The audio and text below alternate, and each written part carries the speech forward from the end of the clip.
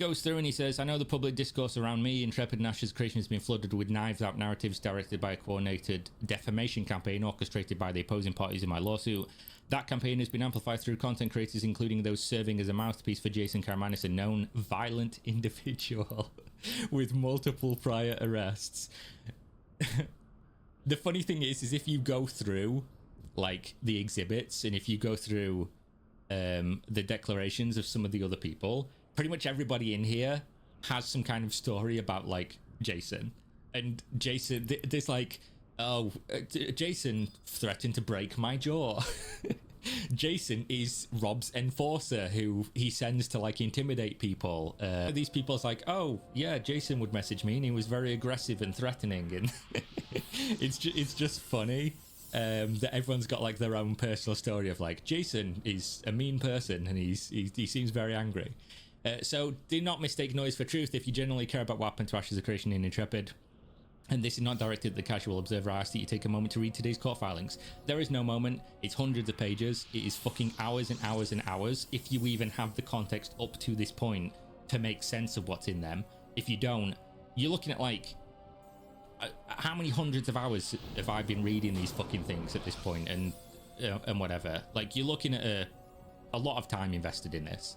It's not a brief moment. It's not a moment.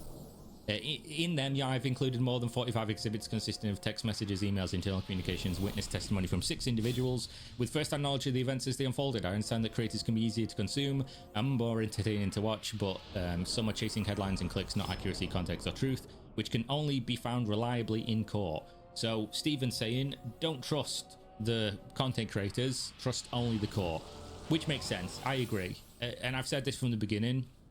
If you trust me, cool. If you don't trust me, cool. Entirely your choice. Watch who you want to watch. Believe who you want to believe. I don't give a fuck. I'll address this at this stage, I guess, because some people have a misunderstanding of how like the timeline played out. Even though there's videos of this, you can go check. They're still uploaded, I'm pretty sure. When all the Ashes stuff first started happening, I was obviously the first person to talk about it because I was sent it before it happened, and then everyone called me a liar, and a day later the company imploded.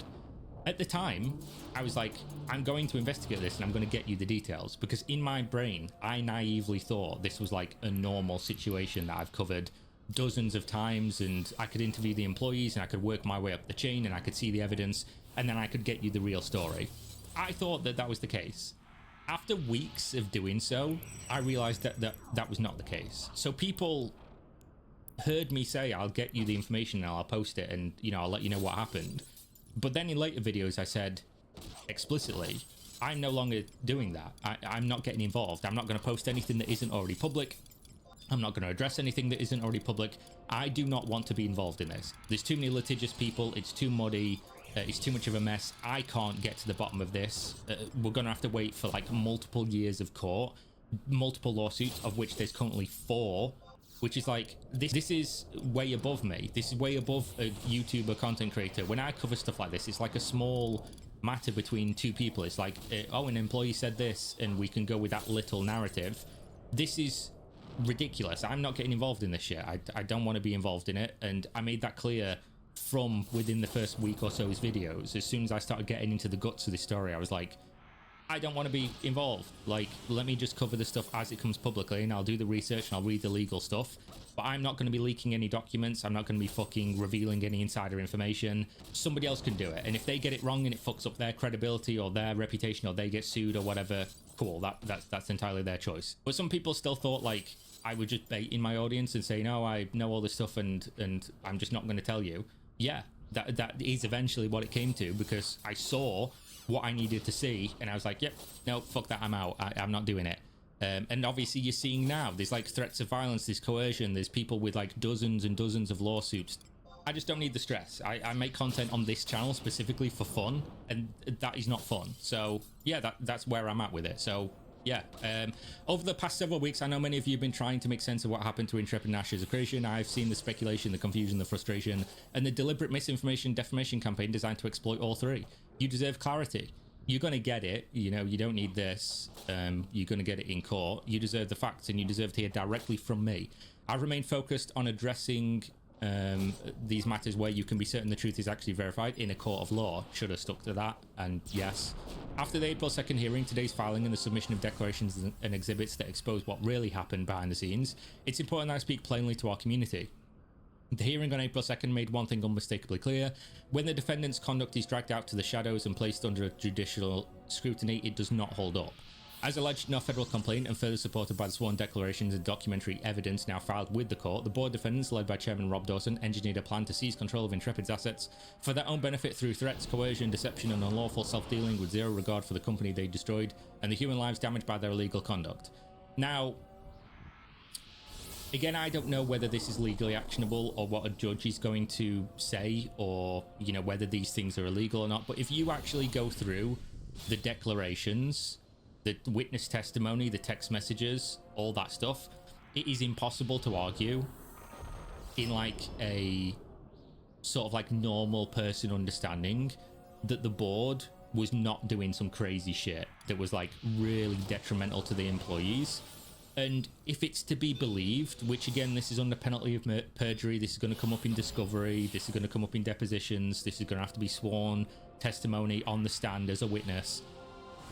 What people are saying here, they're vouching for like, oh, Stephen literally was paying people's PTO. Stephen was trying to get people to not be fired en masse without things that they were owed. This and that, which is completely contradictory to what the board has put forth through Jason and signal boosted in the public. So somebody here is lying, right? And we're not going to know until it goes to court, but I know some has more evidence than others, and obviously right now we only have financial evidence from the board side, but we have like evidence here that in terms of the company implosion, we only have evidence that the board did wrong. So I think at the beginning of this in my Discord, the quote I said was, no matter what happens with this, in the end, everybody's a villain. Because at the end of this, there's going to be a bunch of blame to assign, and it's just who gets which section of blame. But nobody is innocent in this other than the employees. The employees are the ones that were fucked the most. Everyone else has done something that you can absolutely scrutinize. It's just what amount of stuff have they done? So this is from Brian, right? Is this from Brian? Yeah, this is the Brian Langford one. Between January 1st and January 24th, the board scheduled multiple meetings with me and Mr. Bouclair and others. There are at least 3 meetings during which I was told to fire a substantial number of employees and stop making legal claims about why it was problematic. What he's referring to here is at one point, they actually asked him to fire 125 employees with 2 days notice to get it done on December 29th. They said on New Year's Eve, 2025, you need to contact 125 employees that are currently on vacation and fire them while telling them that they also will not be getting PTO or severance. This is what the board was saying. This is what he's saying happened, and this is multiple witnesses verifying that this is the case. And this is obviously going to come up in discovery because there will be board meeting minutes and things like that. This is fucking wild. And some of the exhibits in here that I'm going to show you in a little bit are just crazy. It literally looks like some kind of fucking evil mastermind plan. And it's from their own words, from the board's words. But we'll get to that, I guess. You'll have to wait. As alleged in the federal complaint, further support by the sworn declarations and documentary evidence now filed with the court, the board defendants, led by Rob Dawson, engineered a plan to seize control of Intrepid's assets for their own benefit through threats, coercion, deception, and unlawful self-dealing, with zero regard for the company they destroyed, the human lives, and the illegal conduct. That plan involves starving a viable company of cash to manufacture a default, using fear and leverage to force signatures and concessions, terminating more than 200 people while stripping them of wages, benefits, and accrued obligations, leaving vendors and creditors high and dry, and then using the crisis they created to justify a foreclosure designed to transfer Intrepid's assets and intellectual property into an entity controlled by Robert Dawson. Now, the only thing you can argue here that is incorrect is the framing that it was done in an illegal or like underhanded manner, because these other things all factually happened.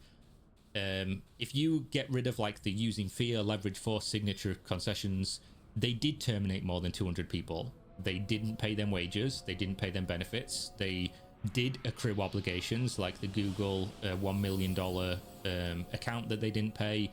They did leave vendors and creditors high and dry because Intrepid no longer owned the assets when they transferred.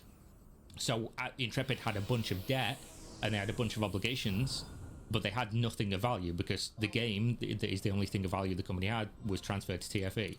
So this did happen. Using the crisis they created to justify foreclosure.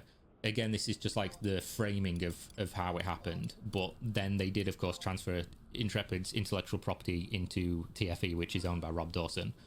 Yes, the evidence now before the court goes even further. The recently filed exhibits show what appears to be a premeditated attempt to defraud Commerce West Bank by failing to notify them as senior secured lenders of the foreclosure, while simultaneously maneuvering to redirect valuable Steam receivables out of Intrepid and into defendant's newly created entity. This is not my rhetoric. I mean, it is until it's adjudicated, right? Until a judge says, yeah, this is what happened. It is essentially rhetoric. That is what the text, emails, and witness testimony and internal communication show is exhibited in today's filings. The court has already addressed the foreclosure conduct directly. This is true. The defendants argue that the Article 9 sale was proper. This is the judge's words. That the Article 9 sale was proper, but I'm not convinced. I find that it violated, or I believe that it violated, the California Commercial Code in a few ways.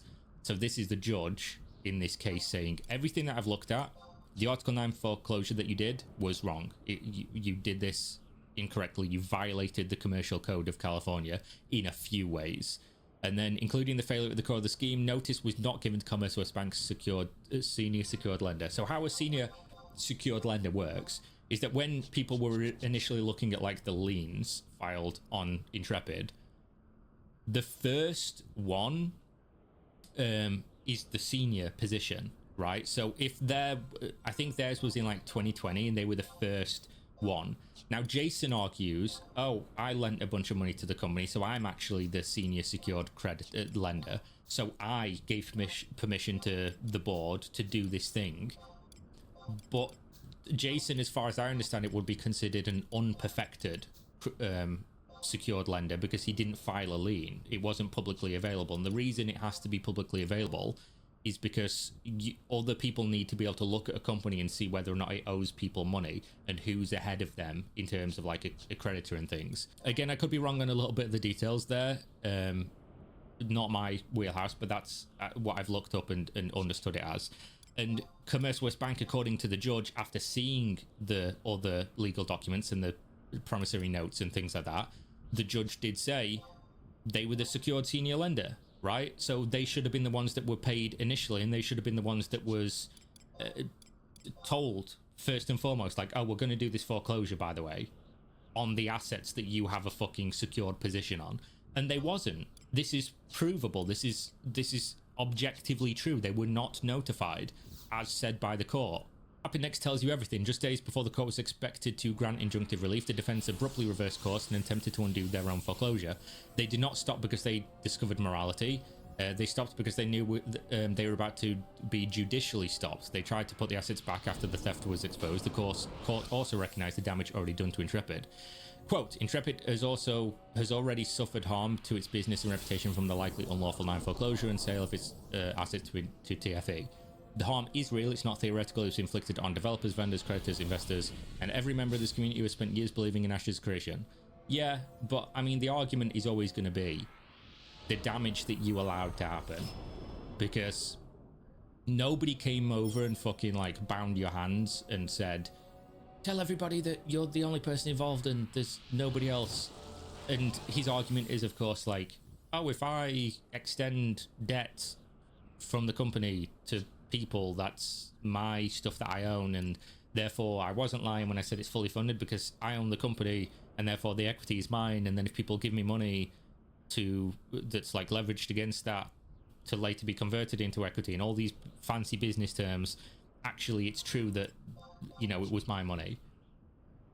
I'm not smart enough. I'm not a fucking multimillionaire. I'm not like a business owner for me to be like, oh yeah, that's true or not true. But obviously when you're speaking to people like me, you know, the general public of idiots, what you have to understand is what you're saying is you have to dumb it down so that people understand it. And when you're leaving out the crucial details of, oh, there are other people involved for tens of millions of dollars, by the way, when you say, oh yeah, you know, it's all just me, you've got to know that when it comes out, people are not going to understand it that way. That's not how it's going to look to the regular person. It's going to look like you were untruthful. Whether or not you were technically correct or not, people don't care. Why would they? What the end result is always what matters, which is the same with this. Like, from now until the lawsuit is settled, everything right now is noise, and everyone is rubbernecking. There's fucking fires on the freeway, and we're all looking at this thing, and it's like, lol, that's funny. Wow, that's crazy. Oh, is this true? Oh, there's fraud. He stole the money. All these things. But at the end of the day, from the beginning to the end of the entire situation, you are going to lose. The population of people paying attention goes like this. It continues going down, and people jump off the fucking ship, and they have their opinion of what happened based on what they saw at that time. But realistically, none of this matters until the end. And at the end, we're going to find out exactly what happened, hopefully at least. But I don't think under any scenario we get to the end and not every person involved at like a leadership position of this is considered by the public to be some kind of villain that did things wrong, that were responsible for these things that happened. And I think presenting it otherwise is naive, in my opinion. So that's kind of where I sit on it. Everyone here is wrong. We're just trying to determine now who was the most wrong, right? And which sections of wrong do they get assigned? What many of you have also been subjected to over the last several months was an orchestrated public defamation campaign pre-planned by my opponents to poison public perception, isolate me, and depress the value of and strategic partner interest in Intrepid so that the assets would wind up with one person, Rob Dawson. They believe if they control the narrative, they could control the outcome. They were wrong because I have the receipts, texts, emails, internal documents. And the people who were present and aware of exactly what these individuals were doing while they lied publicly about it just spoke up in today's filing. Not incorrect, although obviously contextual. There are things here that are important to understand. They don't put their names to everything, just things that they witnessed, which corroborate a lot of the stuff that Stephen's alleging. So what has been the prevailing sentiment? Because obviously I'm trying to bridge the gap here between what's legally shown, what makes sense legally, and what the public thinks. Bridging the gap here, what people have believed going throughout this lawsuit is that Stephen's a lying piece of shit, and his lawyers are just like, they're also lying just because he's paying them, and they're putting their reputations on the line for this, but Stephen's lying to them, or, you know, lawyers will do anything if you pay them, and all of his stuff's bullshit and it's just nonsense, and he's just doing this to, like, I don't know, insert whatever motive you want to. But now what we've got is multiple other people essentially saying that this is what happened, corroborating parts of his story and saying that they're going to go on record. They're putting declarations under penalty of perjury. This thing happened. I saw this. I witnessed this. This is my understanding of it. And there's 1, 2, 3, 4, 5, 6 people, and then obviously his lawyer that's putting a declaration. I think 3 of these people are investors, and then 3 of the people are people that worked at the company, 2 of which were in board meetings, Brian and Jacob. So this is no longer just like, oh, Stephen's just saying this, and you know, maybe he has some evidence of these things that he's cherry picked to put forward as exhibits. But now there's like other people putting their names and livelihoods to corroborate these things, and these are industry long-term professionals. I don't know what their standings like in terms of like what the employees of the company thought of them, whether they're considered like Stephen yes men or whatever. But this adds weight, right? This isn't fucking a slam dunk like, oh, for sure everything he's saying is true, you know, 3 points off the backboard. But this adds more weight, and that's basically how you should look at legal cases, is each step of the way, as you're adding exhibits, as you're adding like testimony, this is considered substantial. And it's considered substantial because there's a lot of evidence, there's a lot of corroborating evidence, and then there's testimony from insiders. These are what are considered insiders. And are these people all going to go and lie for Stephen?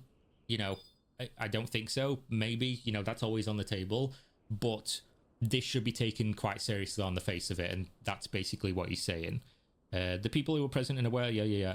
This may become one of the craziest stories gaming has ever seen. I already said fucking months ago when I was getting into the guts of this. By the end of this, this will be the craziest gaming story you've ever seen. I think it's pretty obvious at this point. This is going to be like, all my Kickstarter core videos was like, oh, this one guy fucking potentially stole or misappropriated or did something with like $5 million and there was 30 employees. This is a decade. The only thing that could top this is better than the day before. This is better than Chronicles of Valeria. This is better than all that shit. Camelot Unchained, everything. The only thing that could rival this is if Star Citizen suddenly had like a massive just fucking breakdown and it started coming out that like $1 billion, like fucking, you know, they were using gold toilets in the offices and like all this crazy shit.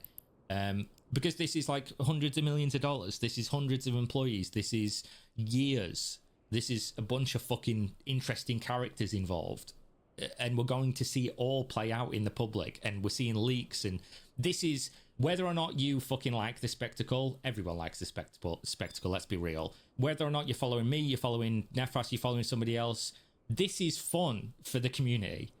In absence of a game that could have been fun for the community. This is what you've got now. And this is how I've always treated things like this, like the Chronicles of Valeria and things. Once the game ends and there's no hope of redemption, there's no hope of a game that people paid for, the only thing you have is the circus. And here I am juggling the fucking balls with my mouth.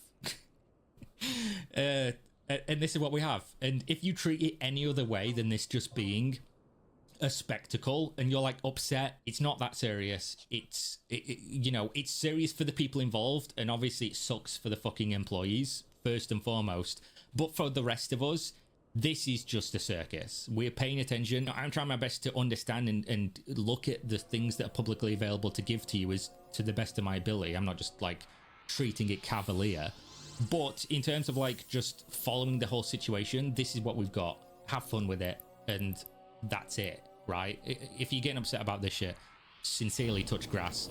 Said from somebody who does not touch much grass, because I'm fucking stuck inside reading legal documents. TY. May certainly be one of the most disturbing stories in MMO development, but he's not fiction, he's documented. For nearly 2 years, I tried to keep the peace. I did so for the sake of my team and their families. I did so for the millions of players waiting for Ashes. I did so at the expense of my own health, my own safety, and my own peace of mind. I attempted to comply where I could, compromise where I could, and hold things together where I could, but there is a line.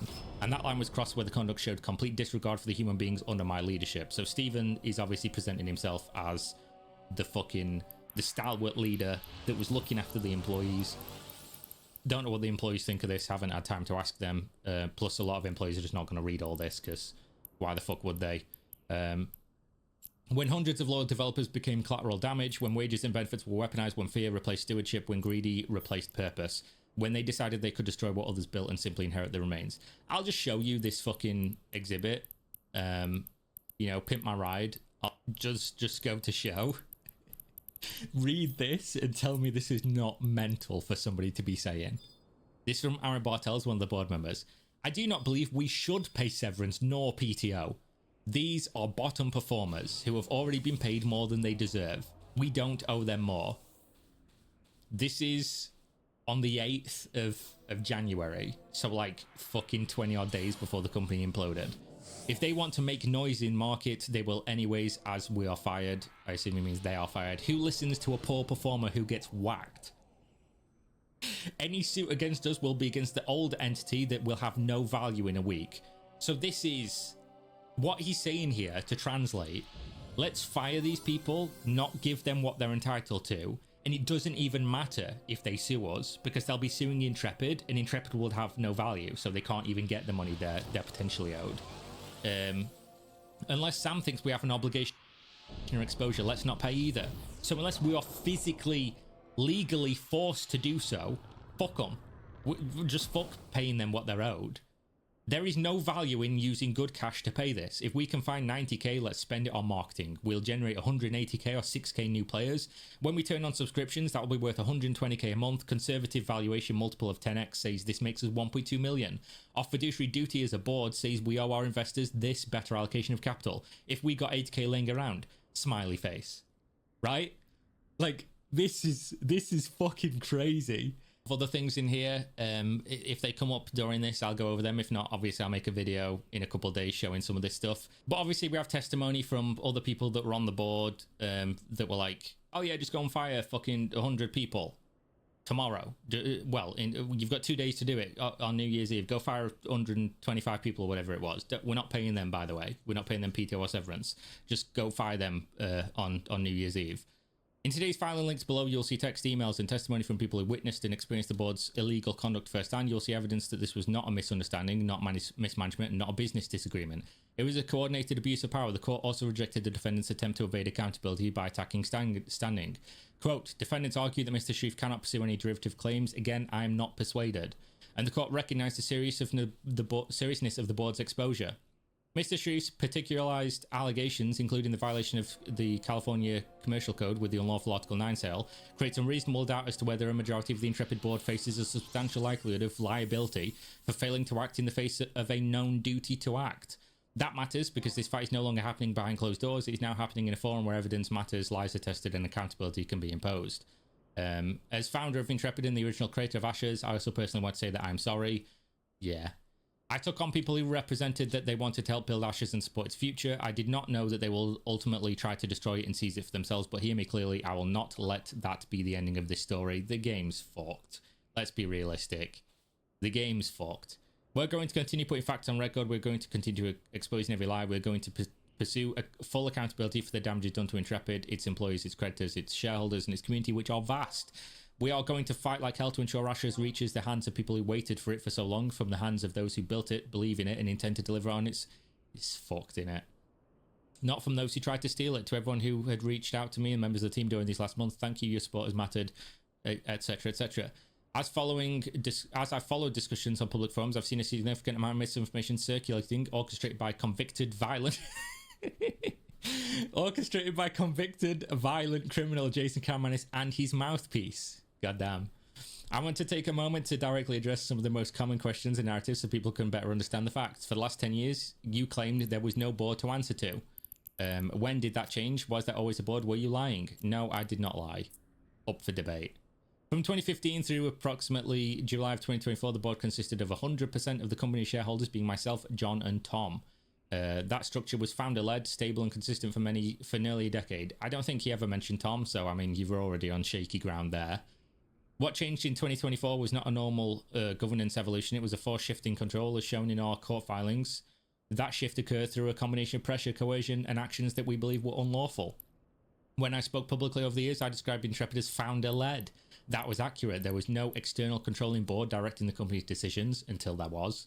The founders remained control over the company, direction, strategy, and execution. The situation changed in 2024, and after that, it was fundamentally different from anything that existed prior. It was not something that we voluntarily accepted. Even after the 2024 takeover, it was clear that Dawson and his associates were mainly focused on consolidating control for their benefit, and a shareholder agreement was executed that preserved creative control over Ashes to myself, and preserved the hiring and firing of team members to myself as well. Later, however, in 2025, Rob and the new board would trample on that contract and exercise their coercive conduct to dictate both creative decisions over the project, including the early access Steam launch, as well as trying to change the price of the game to a $100 box price. What? Motherfucker, what? 100? Who's paying 100? Never mind, they paid $500 before the game existed. What am I talking about? $100 box price. If GTA 6 came out, one of the most fucking anticipated games ever, in one of the most profitable, well-known, recognized gaming darling fucking franchises in existence, came out at $100, that would raise eyebrows. Ashes of Creation for $100 box price with a $20 per month sub, you're smoking crack cocaine.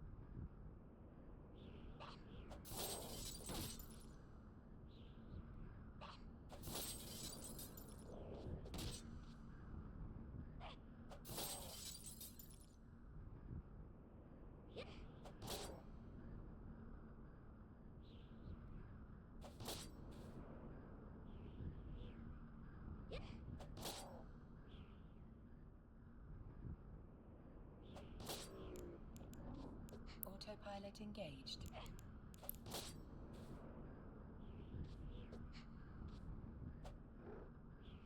Warping to Stargate. Warp drive active.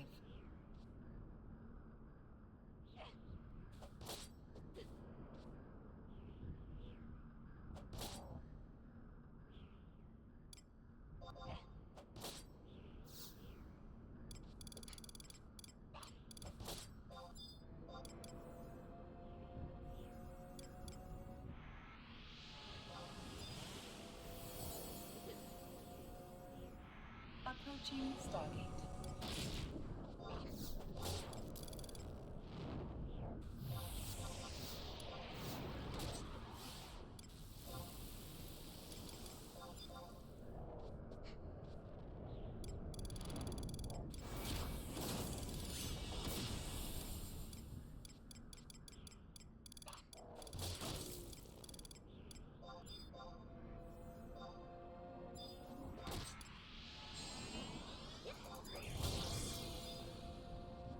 Autopilot jumping.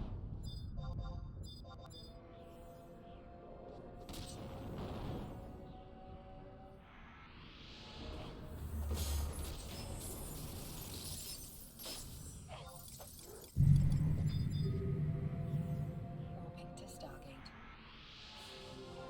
Warp drive active.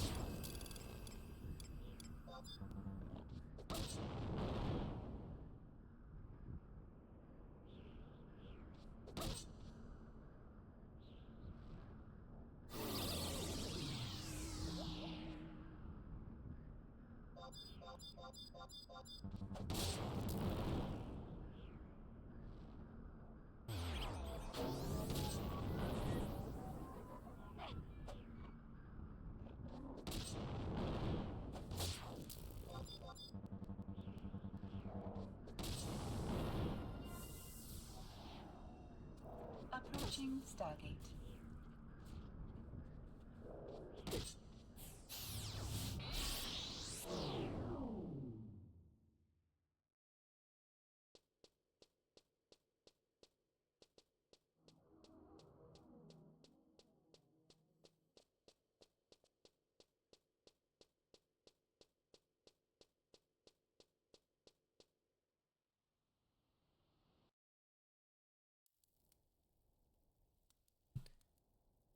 Despite repeated and sustained protests and debate, despite the shareholders' agreement, he exercised control over the unlawful firing of the team without pay or benefits legally owed to them. With these final acts, I had no remaining purpose for attempting to keep the peace, and instead was forced to pursue legal remedies as shown in the exhibits for our court filing.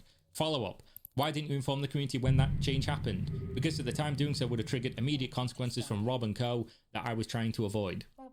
By that point, we were knee-deep in Rob's loan-to-own scheme. It had become clear that pressure was being applied in ways that directly tied to my compliant behaviour to the stability of the company and the well-being of the team and project. If I did not answer a text message or phone call within a moment's notice, Rob and the new board would threaten to shut down the company and leave 200 plus families without pay or benefits, as shown in the recent exhibits and text messages. I can show you this. Here we go. It took fucking ages to find. So this is Rob. He says, call me. This was at 4:55 p.m.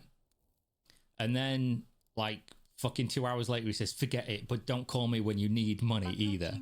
It's been 2 hours and I needed your help with Jason, but fuck it.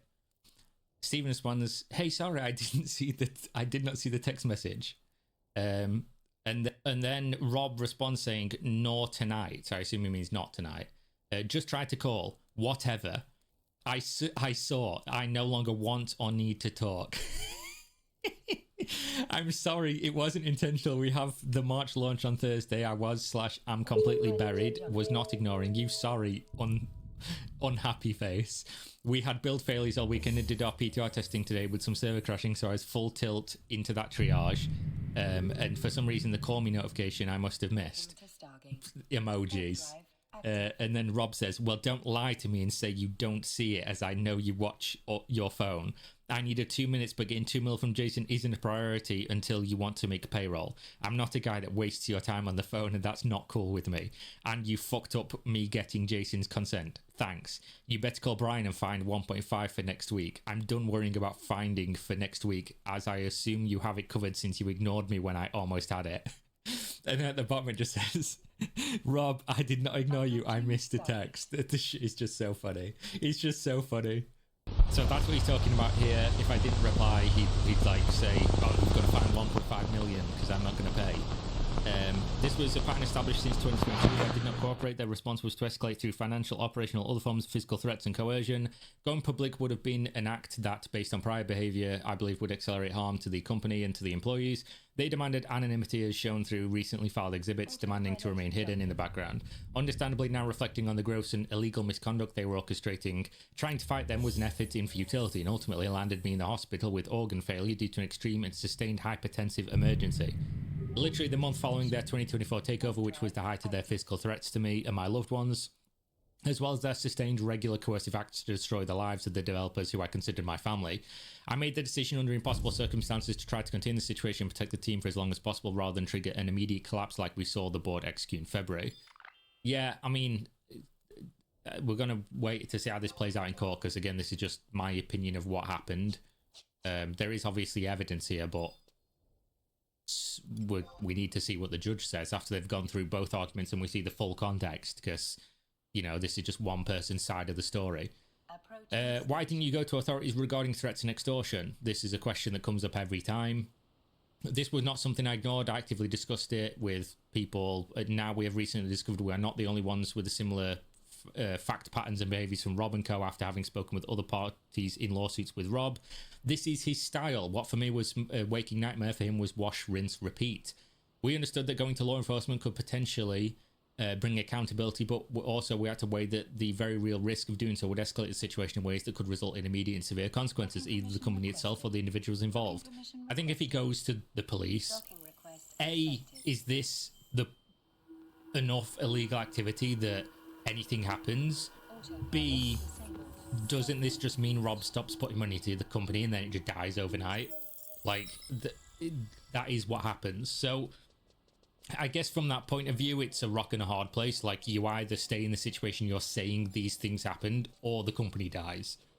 So yeah, understandable to an extent, but again, we are going to have to see all of this litigated to the point of knowing whether or not this was actually happening to the degree it's being put forward.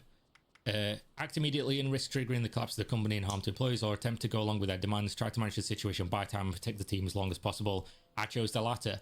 Yeah, eventually, I mean, it was never going to work out, was it? No matter what. This was a doomed prospect as soon as they got control. Obviously, this was fucked from minute one. And we saw from the text that Jason released that the company was fucked for a long time, right? So this is not new. This company has literally been on a knife's edge for like fucking 7 years, 10 years maybe, the entire time it's existed. It's just like, it's a miracle it even got to this point, realistically. But obviously, again, we do get the fun story of the absolute fucking Armageddon of a game studio right in front of our eyes. Unfortunately, the personal expense of the people involved, such as the employees who don't get pay and are now dumped into a job market where there are no fucking jobs. You know, that's the unfortunate reality. That decision came with extreme personal cost, but at the time I believed it was the path that gave the team and the project the best chance of survival. The evidence shown in my most recent filing, both through witness testimony and contemporaneous texts and emails, is not even a fraction of their unlawful conduct and the threats, the discussions around them, and the constraints we were operating under. So apparently there's more evidence of this. I don't know why it wouldn't all come up here. Maybe it doesn't strengthen this specific motion. But yeah, I don't know, they've got a bunch of evidence. There's a bunch of crazy shit in here that obviously you'd have to go through and look at, which I will show in an upcoming video once this gets to the point where we get to see the arguments from both sides and the hearing. Then obviously that'll be the point where we can go through this better. The board, through their agent Jason Karamannis, claims you didn't finance the project and misappropriate funds. Can you address that? So this is the big one, and we're nearing the end. Oh my god, no we're not. Oh my god, it's an hour recording already. That claim is completely false and it is contradicted by the record. Over the life of the project, we invested millions of dollars of our own capital, personally guaranteed the loans, financing Intrepid, used our equity in Intrepid to obtain additional convertible debt, extended millions in personal credit to support ongoing operation expenses over nearly a decade. This was not passive involvement, it was continuous financial support and personal risk. We put everything we had on the line to bring this project to life, and we took care of our team as if they were our own family. And in many ways, they were. And not in some corpo speak bullshit. We love the studio and community we built together. The timing of their claim is also telling. Let's think about this critically. Oh, I love a bit of critically thinking. When I resigned on January 19th, the board immediately asked me to return and made offers that included doubling my equity and incentives. See conditions, email and text on January 23rd with Teresa exhibits in today's filing.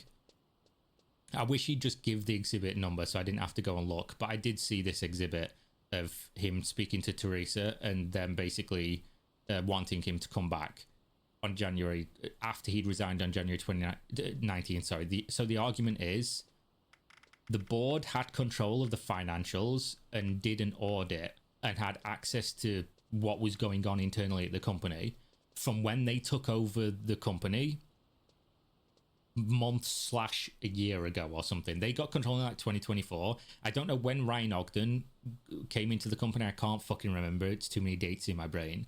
But they had people go over the finances, right?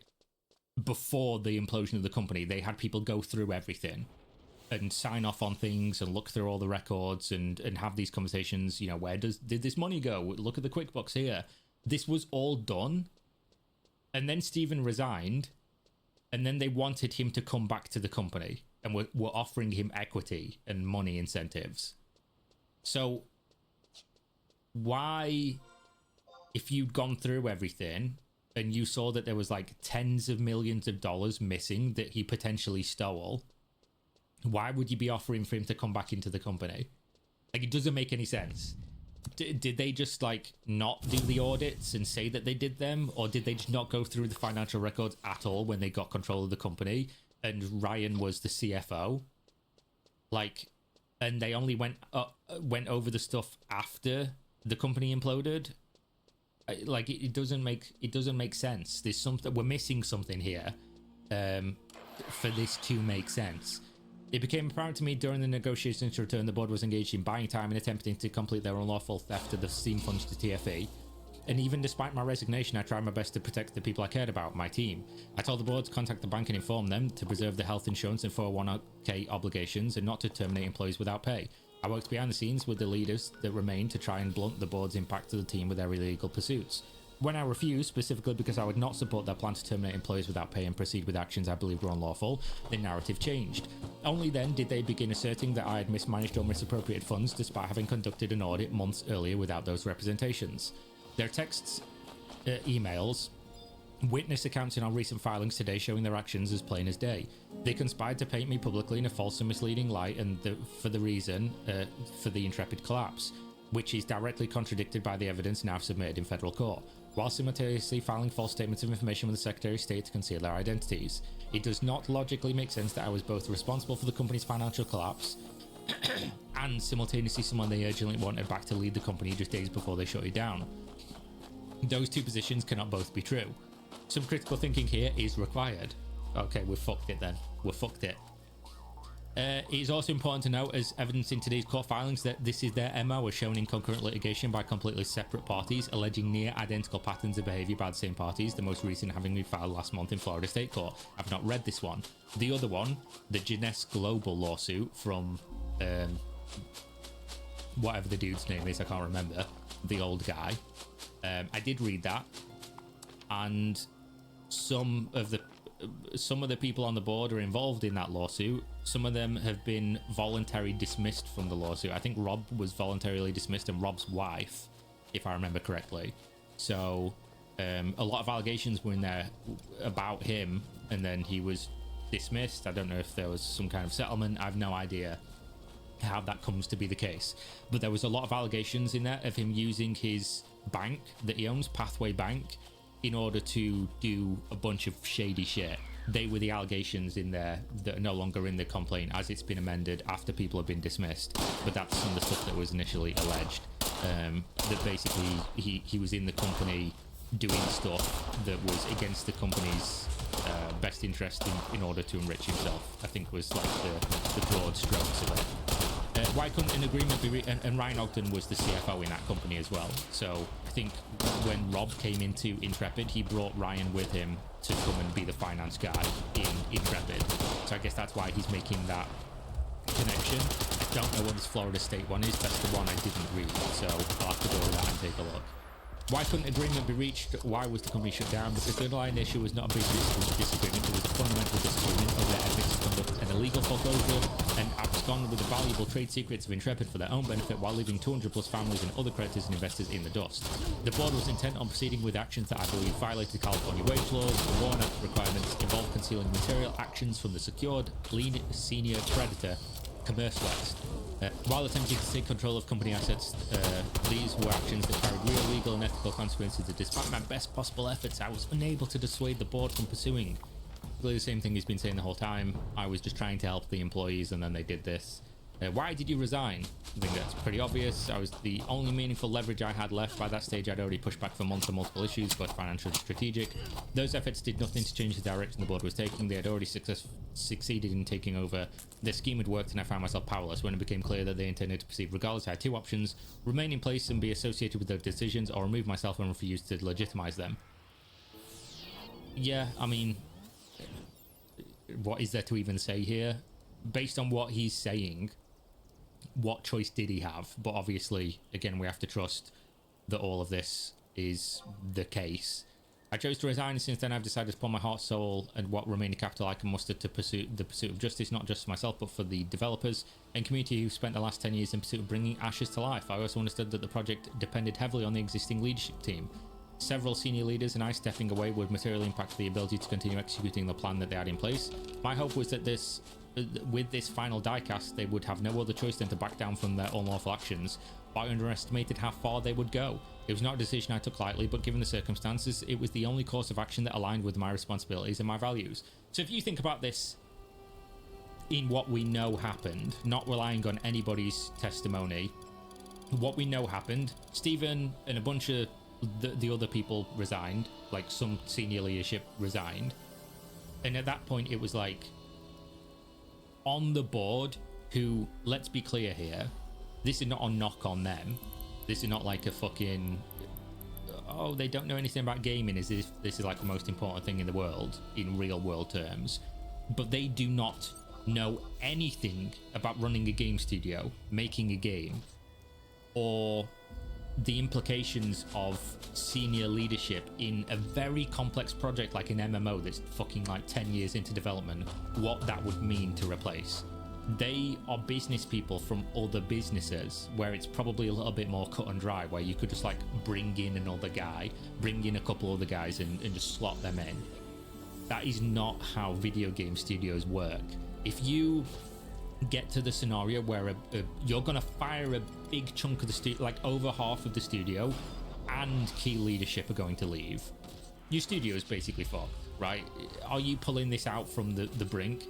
Maybe in like 1 in fucking 100 scenarios can you get people in there that can just slot in, understand what was going on, lead it in a direction that the player base wanted it to go, while the actual owners of the company and the people dictating decisions know nothing about the landscape of a game studio and what the state of the game is and what the players want, as evidenced by a $100 box price and $20 a month subscription.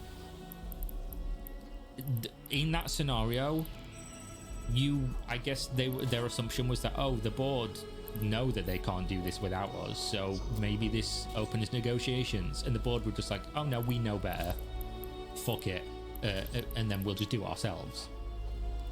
I don't think realistically that ever works. Like, in any circumstance, do you just get a bunch of non-endemic to gaming people involved in like a ownership position with no senior leadership of the, like, as a tie over from previous studio to new one?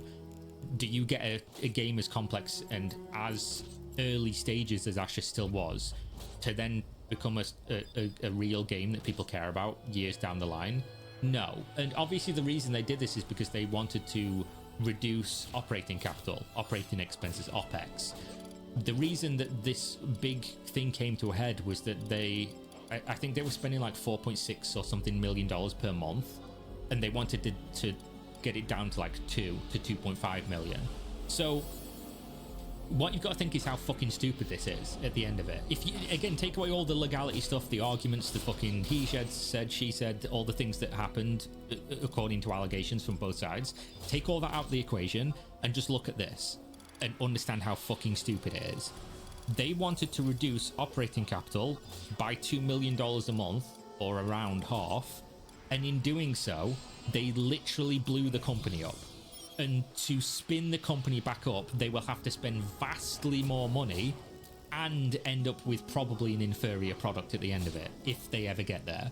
Because when a company goes from 200 plus employees working on something that have been working on it for years with all the leadership structure, when you have to build that back up from zero, that's going to cost so much fucking time and money getting people up to speed with what was going on, installing new leadership structure, getting everyone working together, all the process of that, the fucking web that you need. It's just like, you did that. You blew the company up for a worse scenario that's going to cost you more money. It's the ultimate irony, I guess. But yeah, let's get this one finished. Why did you approve the Steam early access launch, and why did you say the company wasn't out of money? Because based on the information I was given at the time, the company was not out of money. Obviously, when the Steam thing launched, I was like, this is sketchy. I didn't know anything behind the scenes at that time, just to be frank. I'd been told, obviously, that the Steam launch was happening before most people at the company even knew. I think there's only like 17 people in the company that even knew. When I was told about this, I was like, that's crazy. Something must be going on at the company for this to be the case. Why the fuck are they launching into Steam? This looks like they need money. Because it just doesn't make sense to launch into Steam at this time, and as we now found out, it was forced by the board. The finances and my visibility to the company's finances was kept on a need-to-know basis. Company backing was directed and routed to Rob's personal owned bank pathway in Nebraska.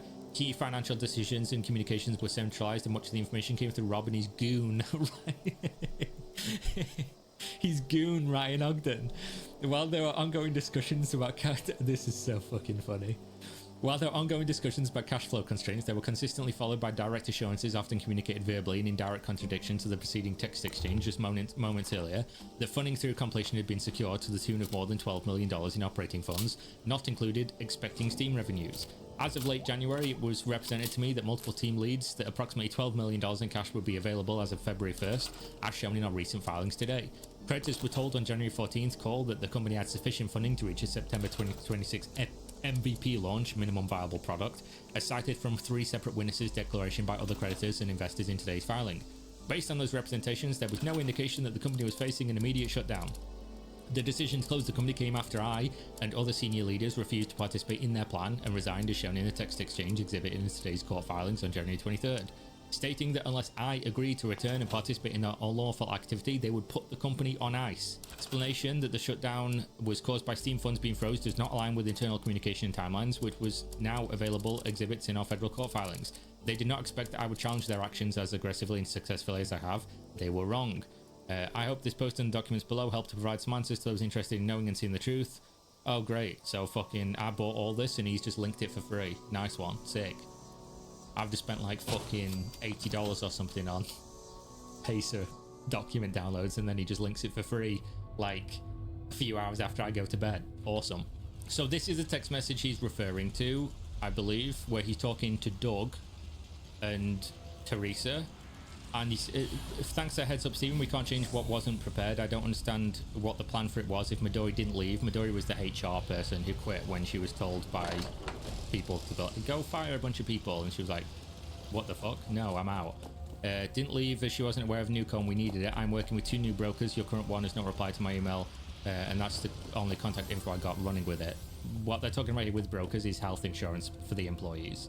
So Stephen responds to this. I don't think this is as important as this message here, where it says from Teresa Fett, Stephen, for transparency, no action will be taken unless we can get to resolution with you. And she's talking about action towards getting health insurance for the employees, which at this time they're still employed, by the way. Like 23rd of January, like this is before anyone even knew anything was going on at the company. Stephen had resigned, but the rest of the company was intact and operating, and presumably continuing to be under the premise that they were going to continue operating. As you and I discussed, if we can't, unfortunately, no more funding and company will be put on ice. So if you don't come back to the company, we're just going to stop paying and the company's going to be iced, is what that reads like to me. If the board wishes to attempt to use employee benefits that they paid into as a leverage tactic with me, then you need to do so at your own peril. I will not be coerced further. And she says, not coercion. If we can't get to agreement, there is no reason to pay. Company will be shutting down. Again, it's very confusing that Stephen, all the stuff coming out publicly is that Stephen was the reason the company was fucked. But they were like, if you don't come back to the company, we're just going to kill it. Right?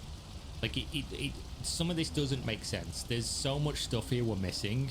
And the issue is that we're getting cherry-picked stuff from the board. And then Stephen's lawsuit, his exhibits that he files are only in support of what he needs to show legally to try and get the motion granted. So we're not seeing everything. And I assume the other side are going to respond with their own context of evidence here to counter what Stephen's put forward, which then we'll get to look at and side by side it. But realistically, we're still months away from discovery, where we're going to see all the documents come out, and then depositions and interviews and things like that, if we even get there.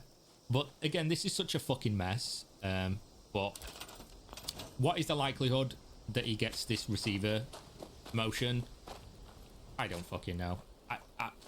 He was going to get the PI prior to the immediate harm being removed by the assets being removed from TFE and put back in Intrepid.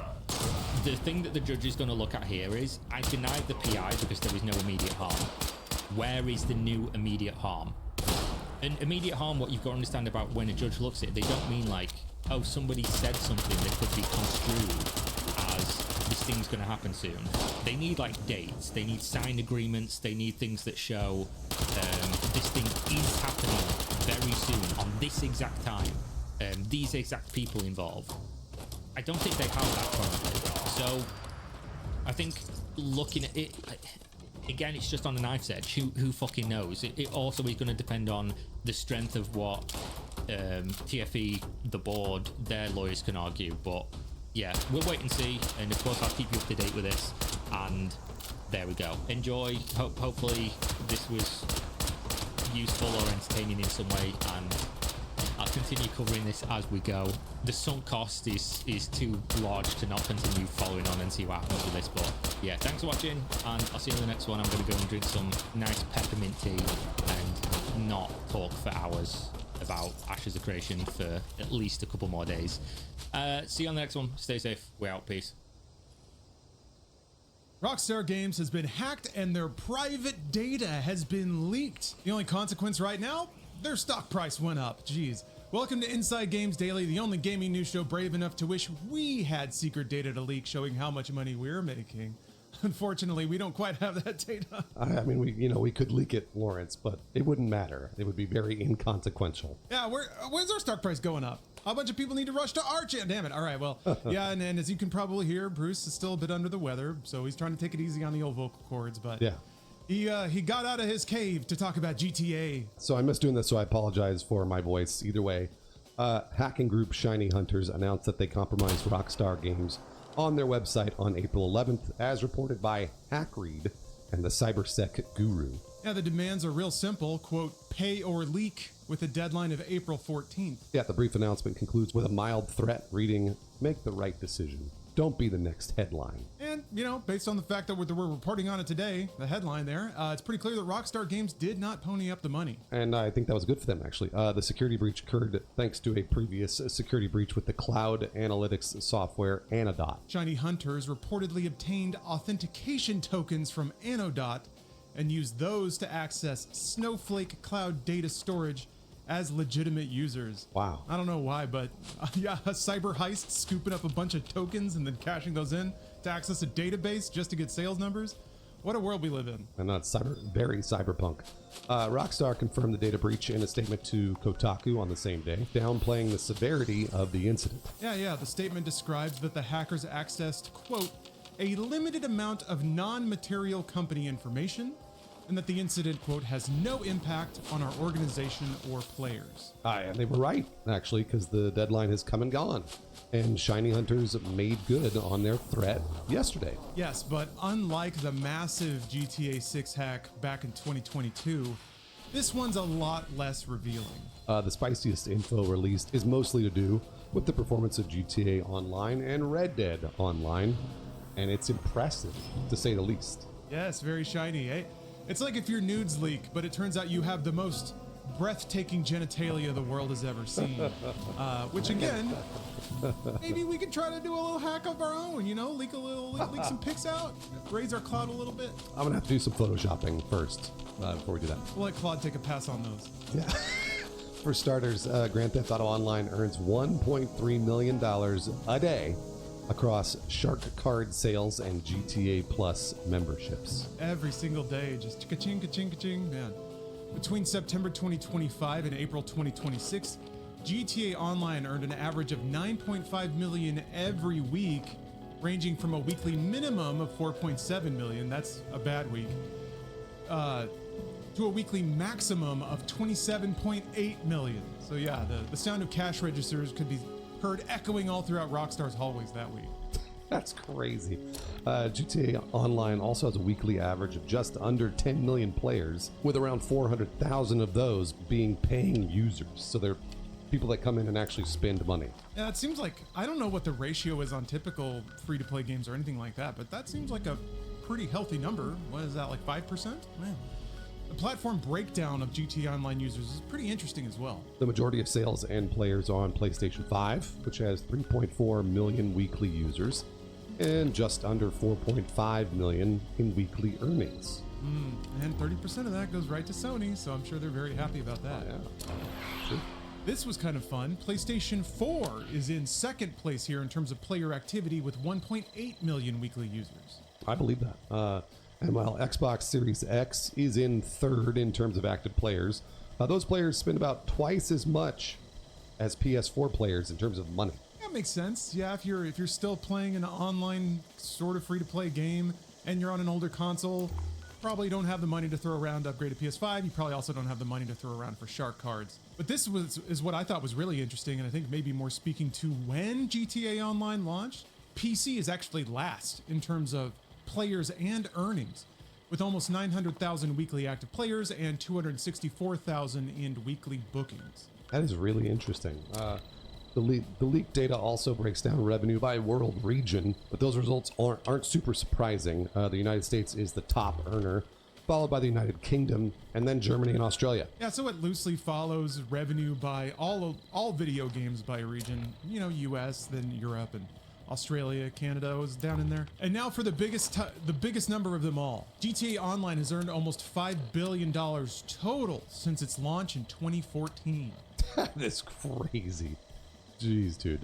Tweaktown's Derek Strickland offers a word of caution regarding these numbers. They haven't been confirmed by Rockstar and actually differ from the official documents released by Take-Two, so it's possible these figures are not accurate. Yeah, which implies a whole other weird series of events. Did Shiny Hunters make up a bunch of data and leak it just to prove that they supposedly had this data? Maybe they were bluffing the whole time.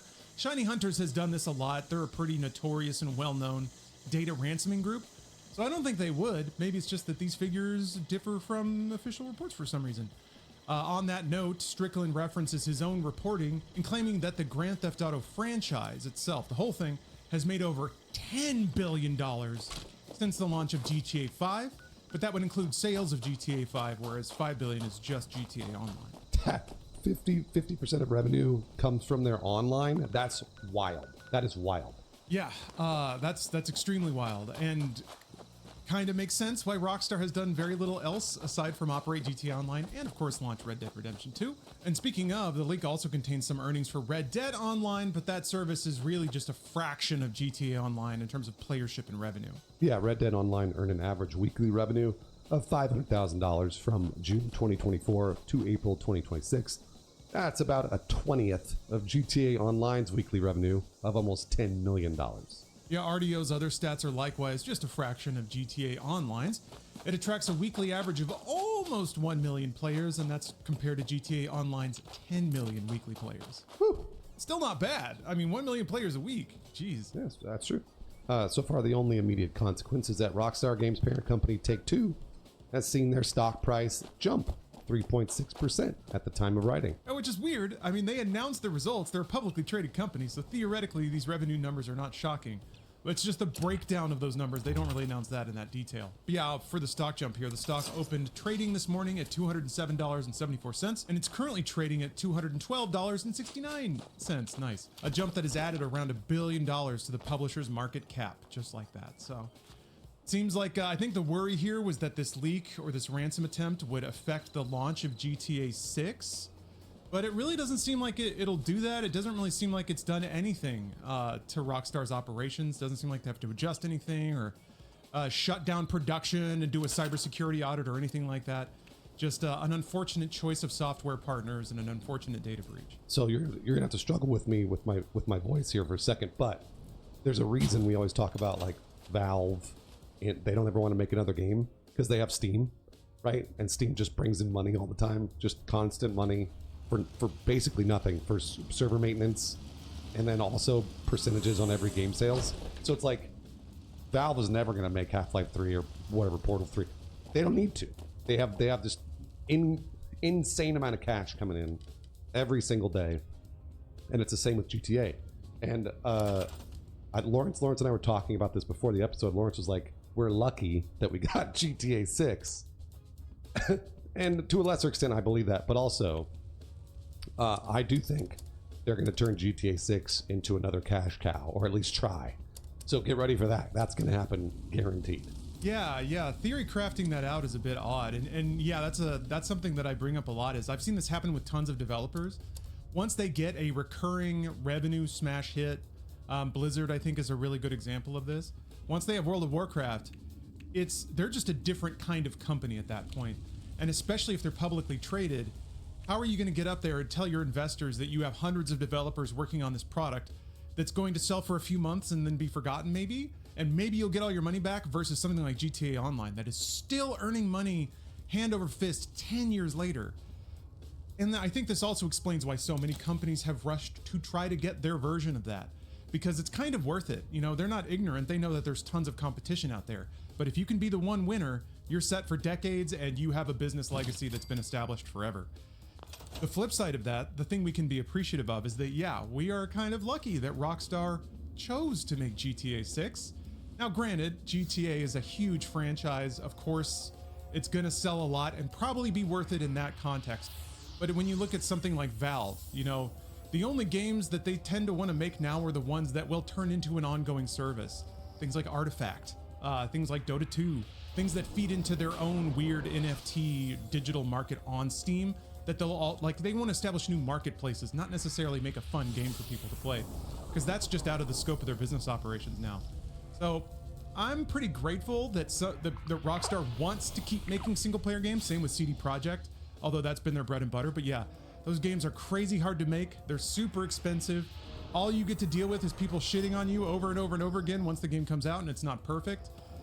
Instead, yeah, you can just make one expansion for GTA Online every year and just rake in this money, and the dev hours versus revenue gained is so much more efficient than that. Same with like Valve and making a hat. A dev at Valve can make a hat and bring in so many loads of money to the developer, or they can toil away for 4 to 5 years on a Half-Life 3 that may never end up coming together, may never congeal as a project. It's a pretty easy choice when you think about it that way, if you're only going by the money. All right, well, don't you worry, Lawrence. They're going to be selling shark cards for GTA 6. GTA Online V2 for the next 15 years. So Lawrence, you'll be able to give them your money. Don't worry, I promise. They're going to take your money. I'm kind of looking forward to it. Yeah, what's that going to look like? Rockstar hasn't said a thing about any kind of successor to GTA Online.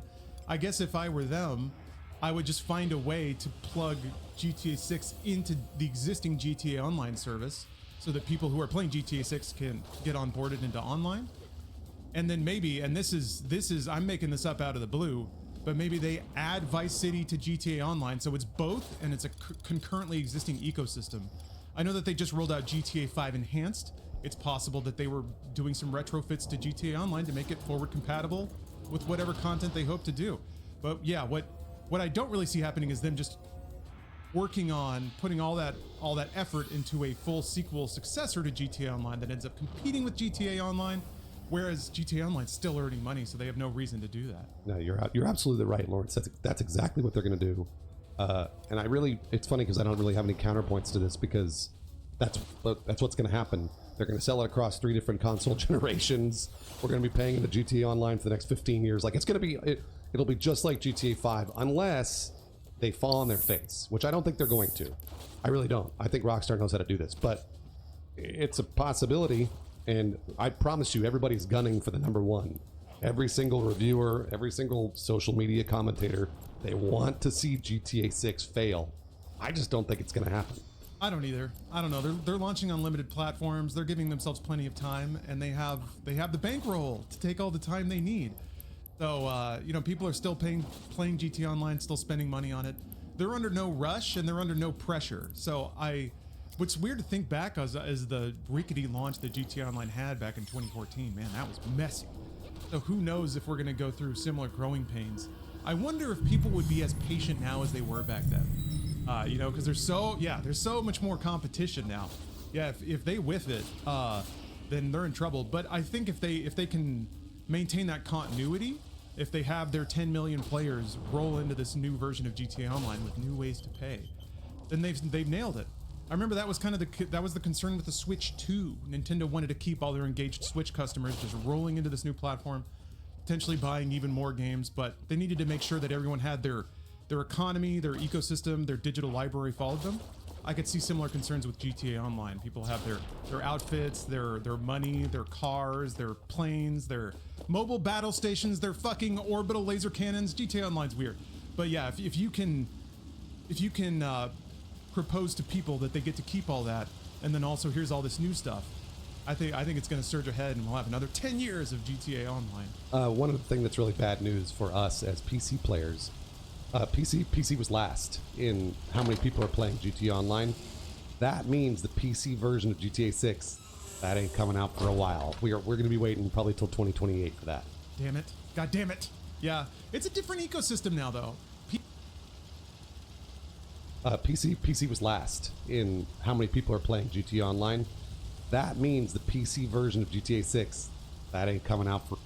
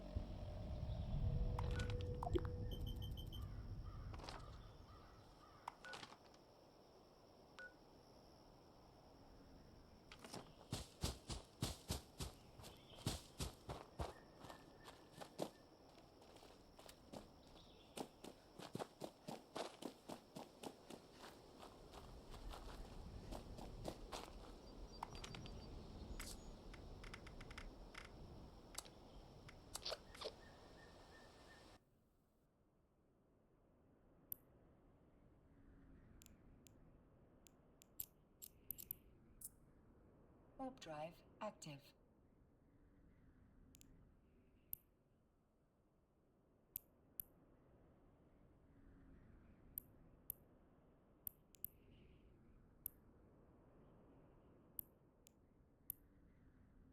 Docking permission requested.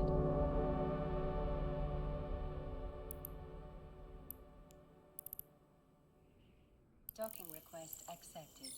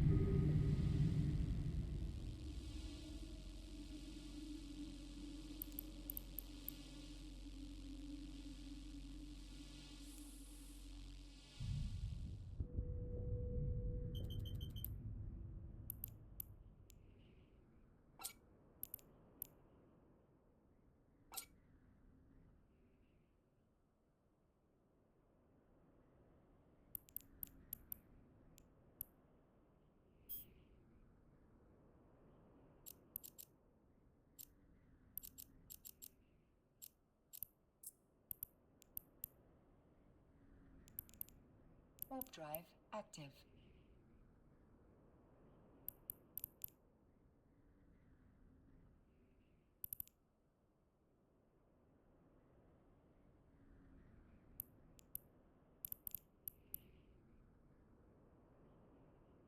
Docking permission requested.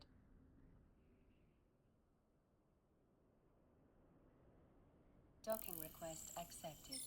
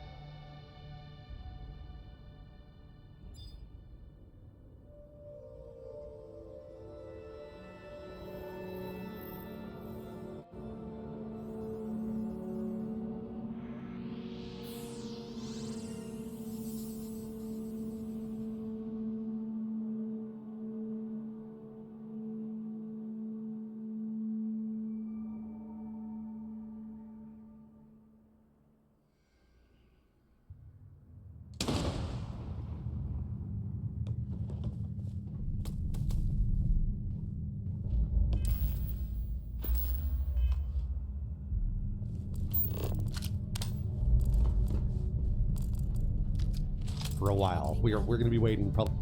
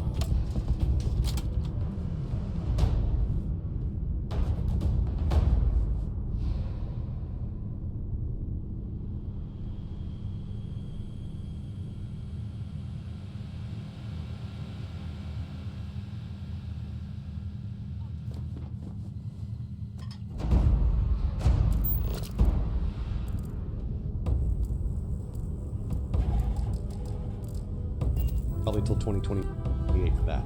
Damn it. God damn it. Yeah. It's a different ecosystem now though. PC was not where it is now in 2014. and there's a reason it was the last platform. I think they made their choices wisely based on how their own business operates. And it makes sense to me, even though it's a bit surprising that GTA Online's PC playership and revenue is so low. But I do think that they have a massive opportunity now in 2026, or yeah, like you said, 2028, to bite off entirely new audiences and get them into GTA Online.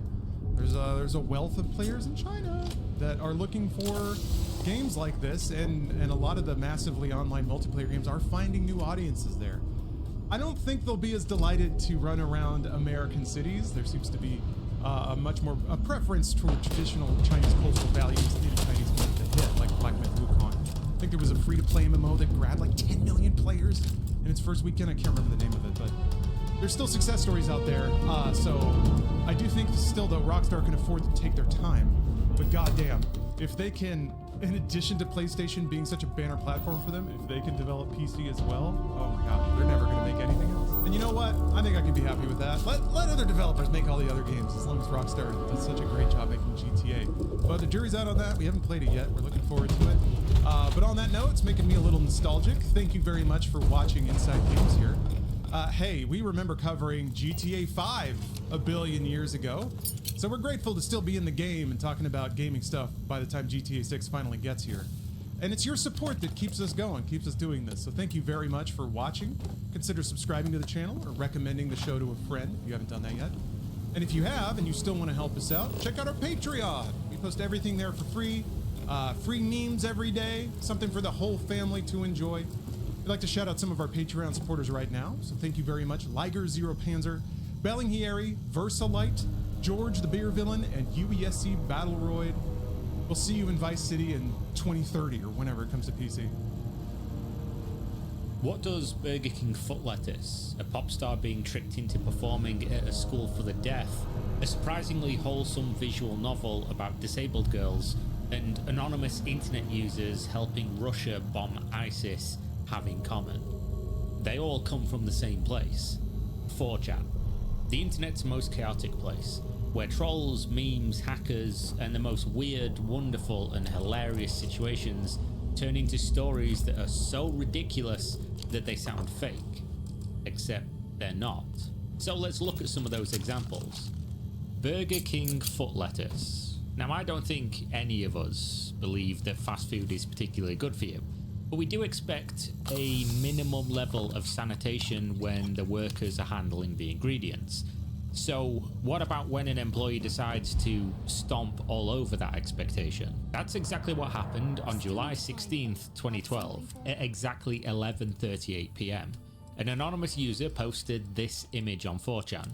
"This is the lettuce you eat at Burger King," was the message that accompanied the picture. 4chan's response is never predictable. After all, they are not a hive mind, also not your personal army, and as an entity, mostly an agent of chaos. But when it comes to randomly fucking with people's food, well, this is one of the places where they draw the line. And the poster made a massively critical error, not just in his judgment of doing this, but in posting to 4chan. You see, many people have no idea the images contain a ton of identifying information, commonly referred to as EXIF. The original poster was clearly one of the people unaware of this fact, as within 9 minutes, another 4chan user had pointed out the approximate location of where the picture was captured. 3 minutes later, the exact location of this Burger King was posted, 6251 Mayfield Road, Cleveland, Ohio, even including the phone number for the store. Other 4chan posters began contacting local news stations, sending the image to Burger King's customer service email, and one user even phoned the store to speak to the manager. "Oh, I know who that is. He's getting fired," was the response. The story was picked up by local and national news, with 4chan being credited for solving the case of Burger King foot lettuce in a record time of around 12 minutes start to finish. The employee was fired and certainly learned a lesson in life. Don't fuck with people's food, and if you're going to, don't post about it on 4chan. That day, 4chan came together to be a force for good. But let's look at another time when they were not good, but ultimately had a good outcome. The infamous Taylor Swift concert vote. Later that same year in 2012, Papa John's decided to run a sponsored promotion on Facebook. Users were put in control of where the mega pop star Taylor Swift would go and perform a free concert. The expectation from the contest was clear. A large university would likely win and host an epic performance from Taylor. 4chan, however, had a totally different idea. They decided that a large university was not the perfect place to hear Taylor's music. Instead, they would send her to a different venue.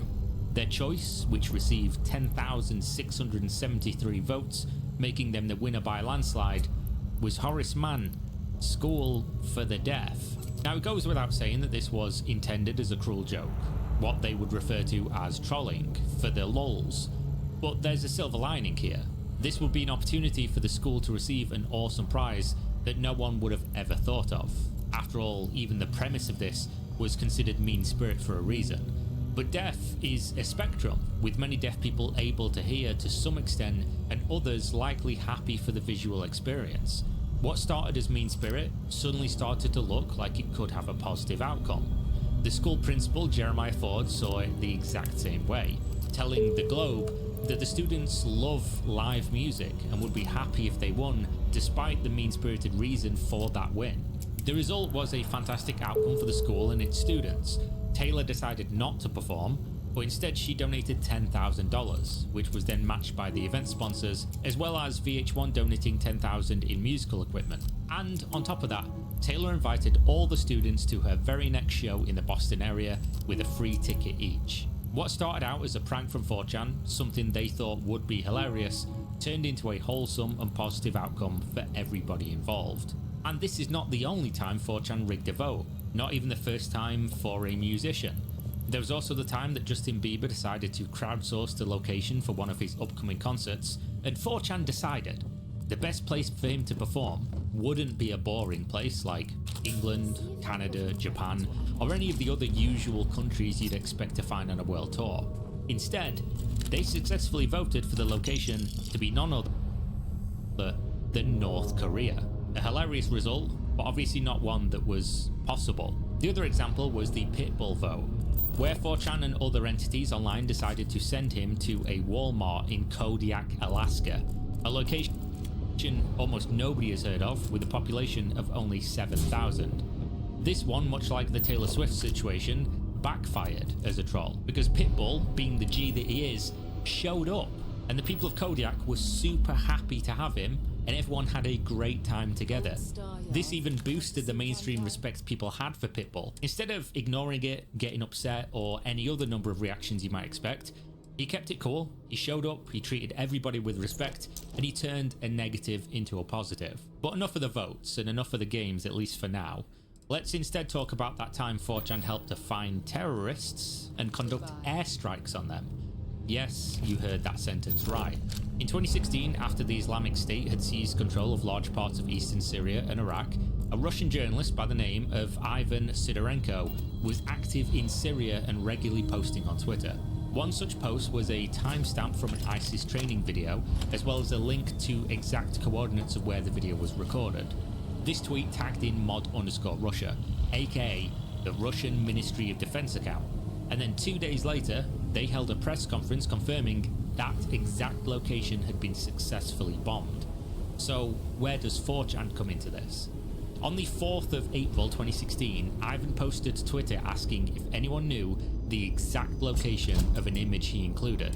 4chan decided to use their historic powers of an artistic nature and find this location for him, specifically to quote, help Ivan do another Twitter strike.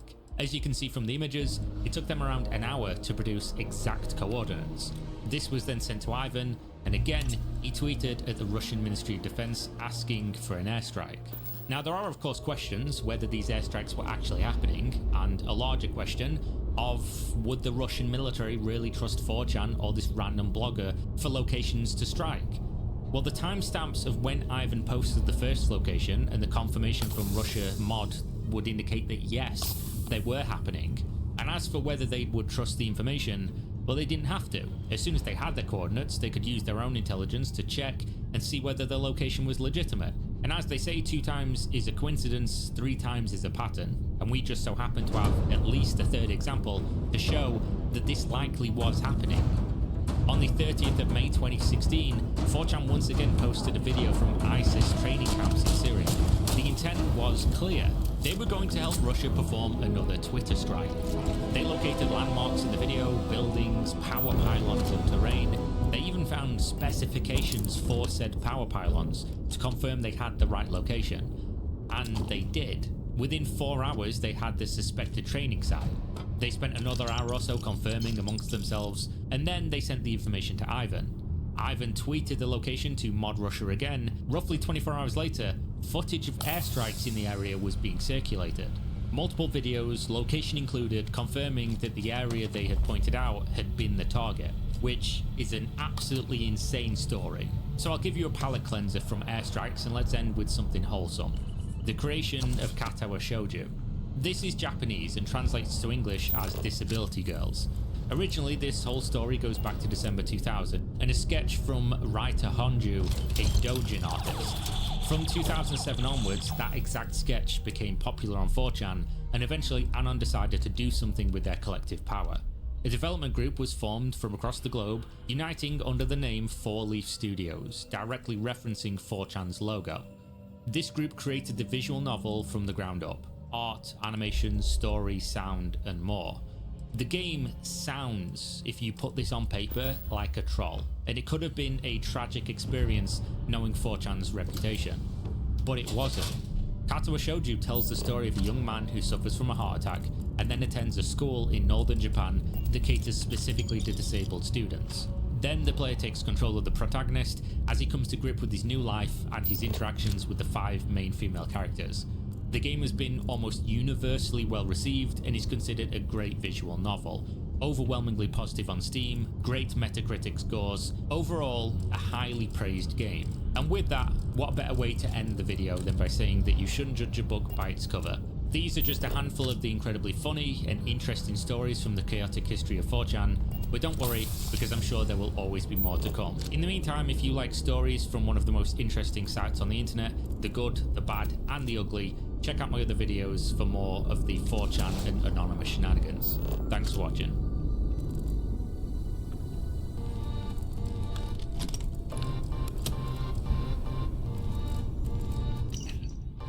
Alright, I'm back with another marathon video, this time focused on a discussion within the community about kind of the state of the game, where it's going to go from here, and what may or may not be added to it.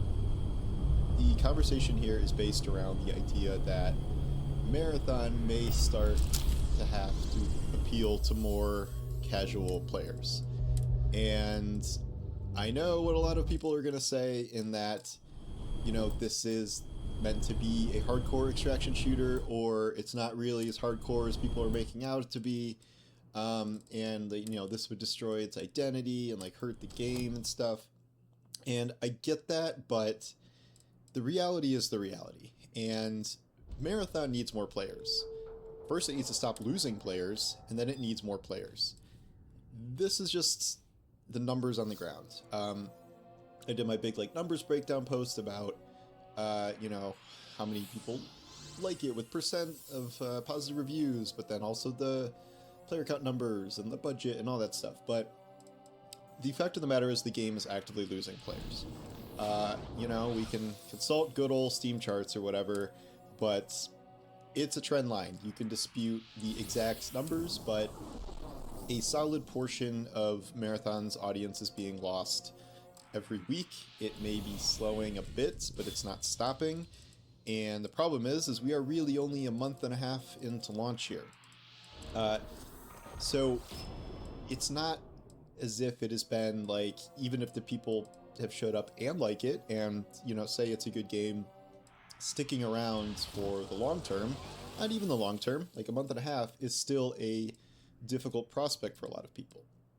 And that's even people who were liking it initially and may have liked the hardcore aspects of it.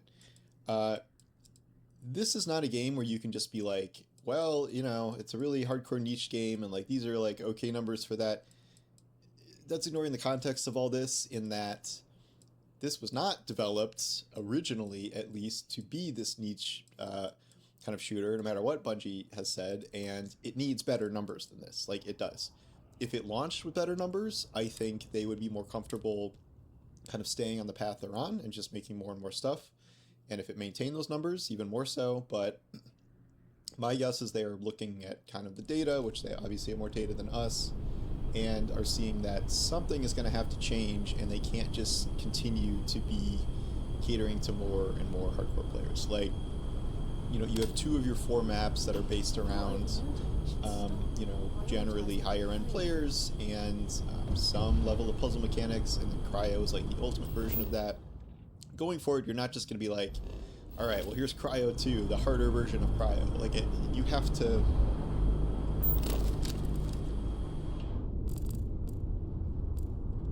not keep going that distance. We know that one of the updates, I think it's for Season 2, is they're doing a night version of Dire Marsh. I think that is like increased PvE enemies or something like that. But the fundamental question here is people are debating kind of what would move the needle. And I will go from, I think, most likely to happen to least likely to happen. This would be, I'll start with just the idea of kind of modifying the existing game to be more casual friendly.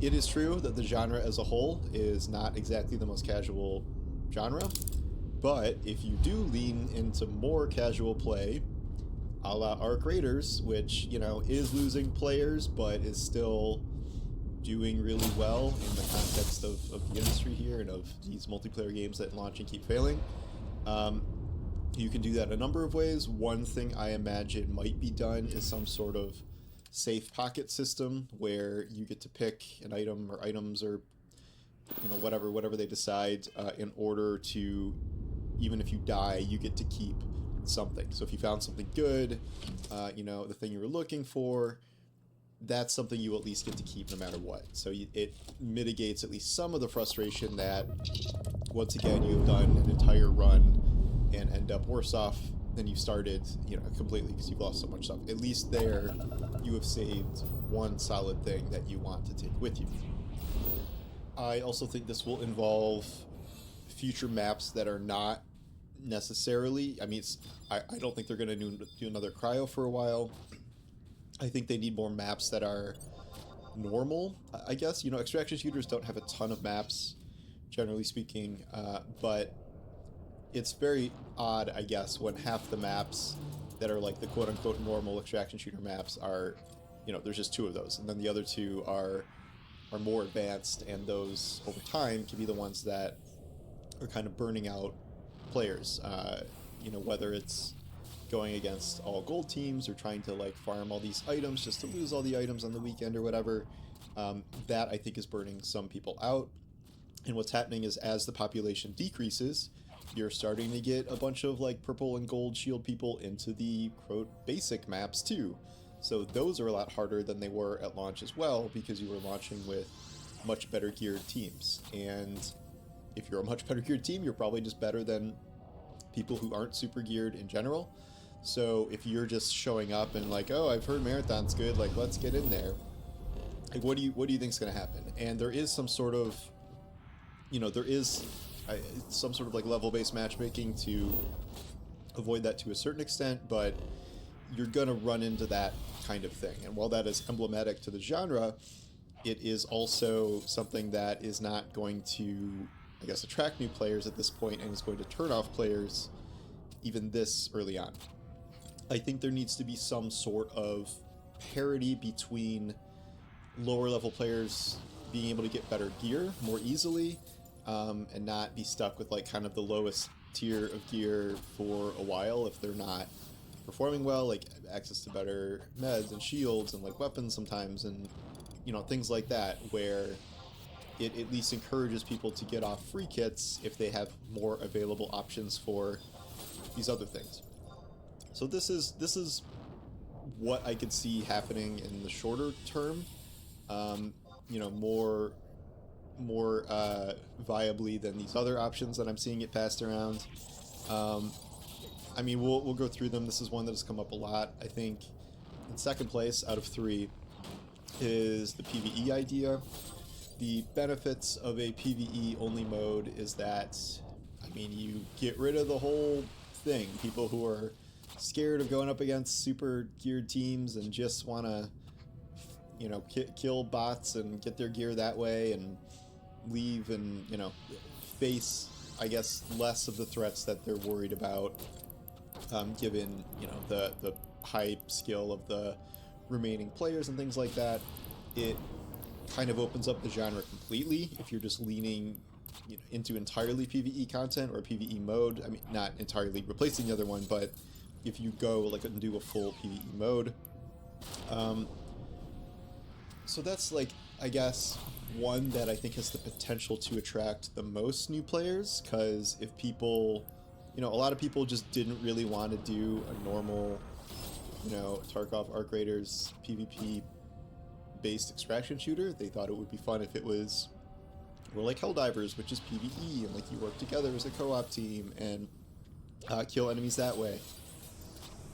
I just have my doubts about how this would work in practice. Like when I talk about wishing, in theory, that there was PvE content in Marathon, I'm talking more about like if they had a PvE campaign attached to this to like go through more story stuff, or if they were doing some sort of PvE map, doing it more like Helldivers, where the game is not really currently set up like that at all. And I think if you just dumped a bunch more UESC enemies into maps, I think that would still get old pretty quickly. You know, I know UESC is more challenging than some other enemies in some other games, and they can be like downright scary at times, but I also feel like that would probably get boring pretty quickly, and you're not going to be able to like just totally transform the game into something that feels more like Helldivers, because this would kind of have to be either a pretty short-term fix where Bungie's like, okay,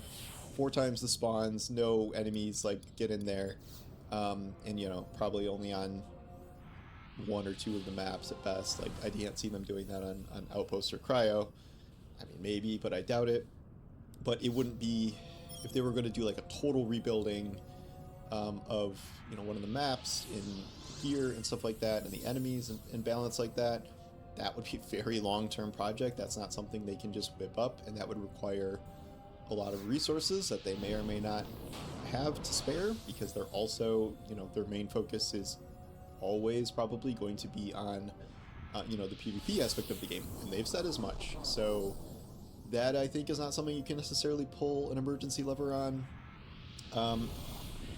There is this other idea that I think could be the least likely, given that it would require, I don't know, a pretty drastically different type of approach to the entire game, and that's the idea of making it an arena shooter, or having like an arena mode.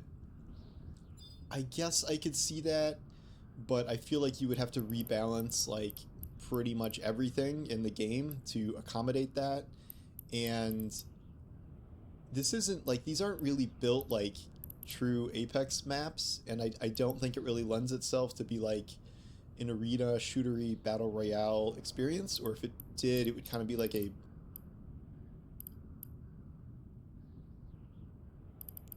pretty half-assed one, because I think if you're trying to just transform a map that was made for a very specific purpose and change the genre into, you know, an arena shooter, or like maybe a respawns or a battle royale where you don't have respawns, it's not easy to just flip a switch and like alter the genre of your game, like particularly if you're Bungie, because they don't move especially fast. So, well, I think it would be, quote, easier to just push the PvE button and up the enemies and tell people to go in there and go nuts. Redesigning a lot of aspects of the game to better accommodate an arena shooter would be different. You know, think about like the cooldowns on abilities and stuff. Like if you're trying to do more high-paced action, think about heat generation. Like you would have to change a ton, and then also balance that at the same time you're trying to balance the main mode, the extraction shooter. My guess is they just start with some of the basics, that they start with bringing up lower tier players and making dying less punishing, making gearing up into something somewhat reasonable, past just purely green and white gear half the time. They make that easier. I am not sure what they can do about some of these issues, because if the player population keeps declining, you are, generally speaking, just getting the more hardcore people staying. And, you know, this... in another PvP game, that might be less of a big deal, but here, because the stakes are so high every match, and because of how much you can lose, you know, running into a gold shield team with a goo gun and you just are instantly obliterated from the map, and it might not even be on one of the hard maps, like, who knows. That is going to be pretty dispiriting. Also dispiriting is this idea of, you know, constantly needing to be in fill teams. I don't think most people are probably having a great experience with fill teams. I do think people like the duos a lot. I think that is probably something that's going to stick around. That may need its own form of balancing a bit, but this is where you're going to start. You're going to start with introducing like modes that are at least adjacent to what you currently have, and altering things at least on the lower end. It doesn't really matter to the hardcore people if low tier people are getting like better shields or green weapons or whatever. It's not like they're going to become overpowered or anything, but it will potentially narrow that gap at least a little bit compared to where it is now. And then there's obviously the questions about like future map development, like future hero development, like how that will be casual or not casual. And like, I guess I should have said this up front, but like, this is not meant to be like me whining about like, oh, like it's just too hard. If they change these things, I would totally play it. I'm trying to just do this as a meta thing where like the bald fact is like they need more players, and obviously the idea of getting more players involves getting more casual, even if that will upset a portion of the community. The question is how, and how viable are some of these answers they're projecting. Because like, keep in mind, it took 6 years to get to this point of just a 4-map 6-hero extraction shooter. So being like, oh well, now we're gonna do an arena shooter, a battle royale, like on top of that, like how long do you think that's gonna take? Like, in addition to this. So, you know, and how hard was it that Overwatch should have PvE content, and they spent years hyping that up and then ultimately scrapped it because it was a lot harder than it sounded. So whatever sounds like an easy answer probably isn't. So this is why I definitely think we're going to see more small-scale changes in that direction, but I would be pretty surprised. I don't think they could get anything substantive like that out, like, within the first year, unless they're just doing the no people, more spawns PvE map thing. That also raises questions about, like, you know, balancing, and are you giving out trash gear there because it's easier? Like, there are many questions that any of these raise, even the ones you think are more viable. So it's tough. There's no answers. We can see where, you know, things start to level out, but things are still going down, like, every week, and that trend needs to be reversed. I saw a thread where people were talking about, like, all my friends quit, like, you know, I don't have anyone to play with anymore, I have to, like, play with fills, and people are like, well, go to the Discord. But, like, yeah, that's great, but you can't just tell every new player that's about to quit to go to the Discord. That's not really a viable solution for everybody. And I understand, because it's not just you having burnout. If you were trying to play with a dedicated team, which is the way to play this game, like, more so than even other shooters, and you start losing your friends, then that just makes it an empirically worse experience for you. So those are hard problems to overcome as well. Again, I don't subscribe to this idea that there's some sort of imminent shutdown at play if Bungie doesn't pull out of a, you know, dip, nosedive or whatever. I think there's certainly going to be time for this. We will find out more during Sony's earnings call. I don't know when that is. It's not imminent, but I have to imagine that they would mention Marathon, because it is their highest profile live shooter launch since, well, I guess Concord was high profile, but like one that is not immediately bombing since Helldivers. So we'll see. Really tough problems ahead for Bungie. If you are still loving the game, that's awesome. I just think for the overall health of the game, they are going to have to do more things to cater to casual players, even if on its face that sounds like it sucks and it sounds like it can make the game worse for existing people. Like, it's just sort of gotta happen. It's just a matter of whether it can happen in a way that works, or, you know, if it doesn't. So I guess we will see. Bungie's been giving pretty frequent updates about stuff.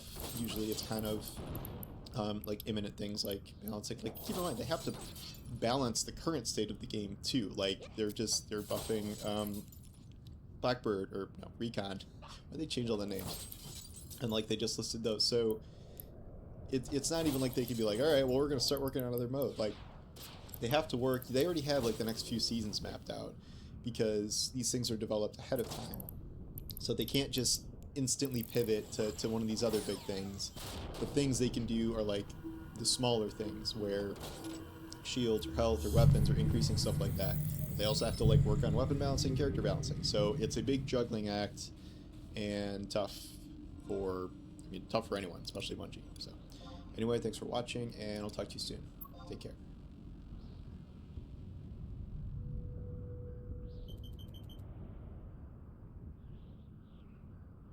Guys, I want to try something.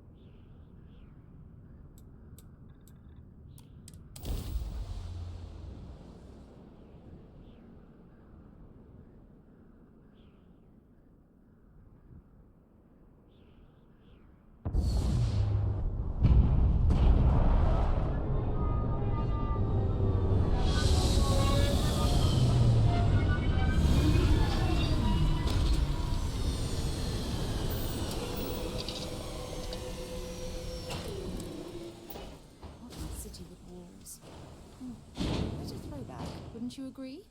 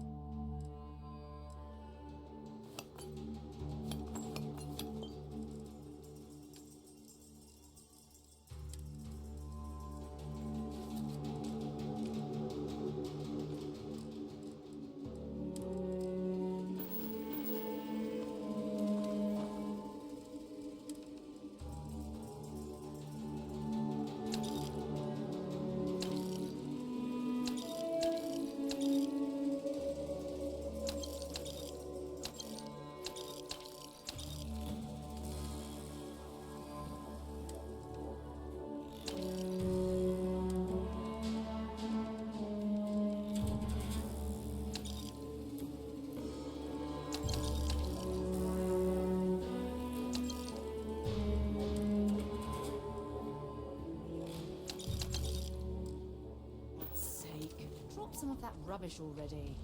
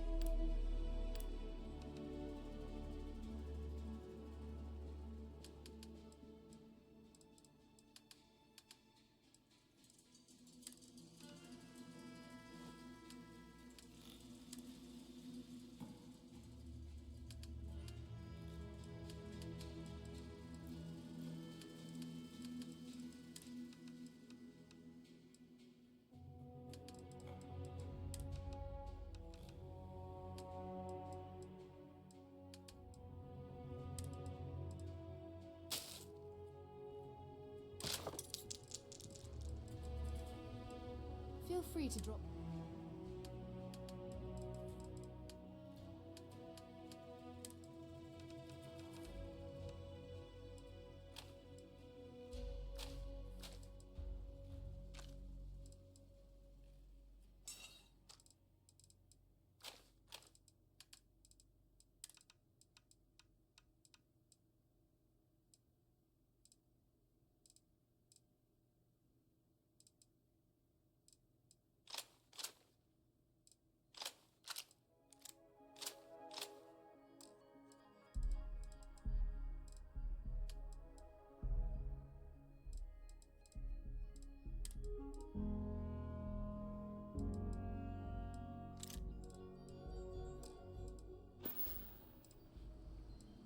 So long.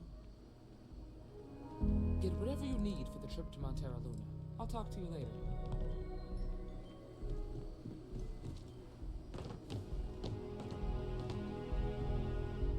Everyone needs supplies.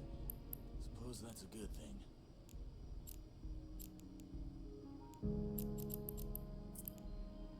Warp drive active.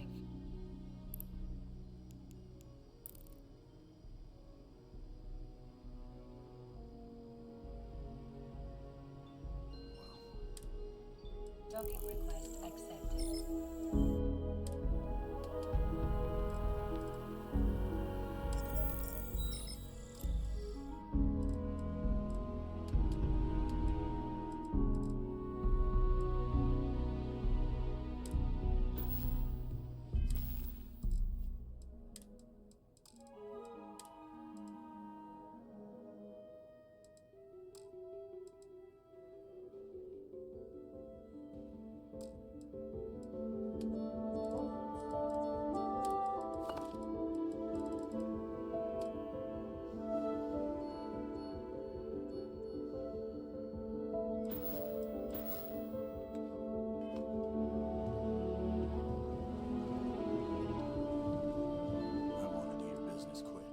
How about I just show you instead of tell you?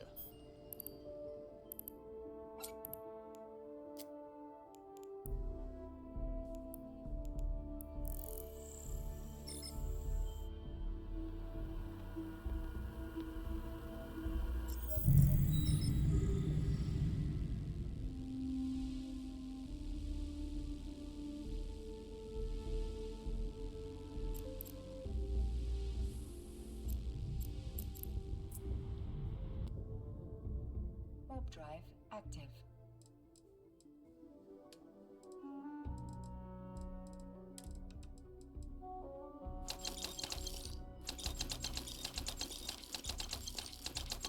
Docking request accepted.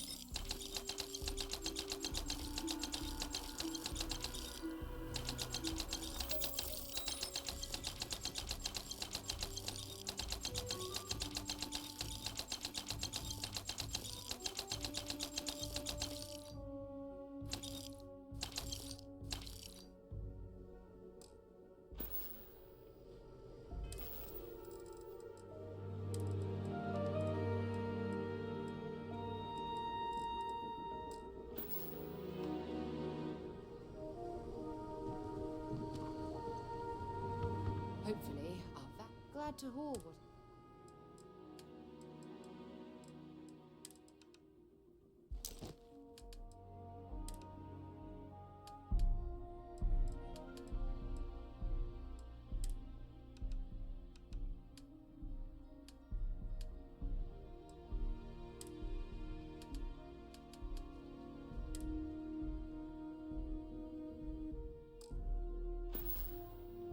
Okay.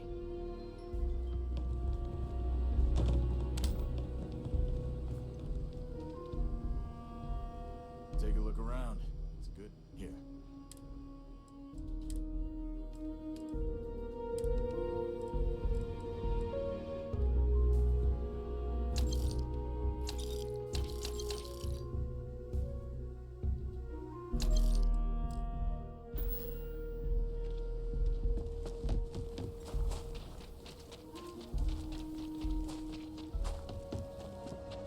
I don't do payment plans or lines. Outlaws.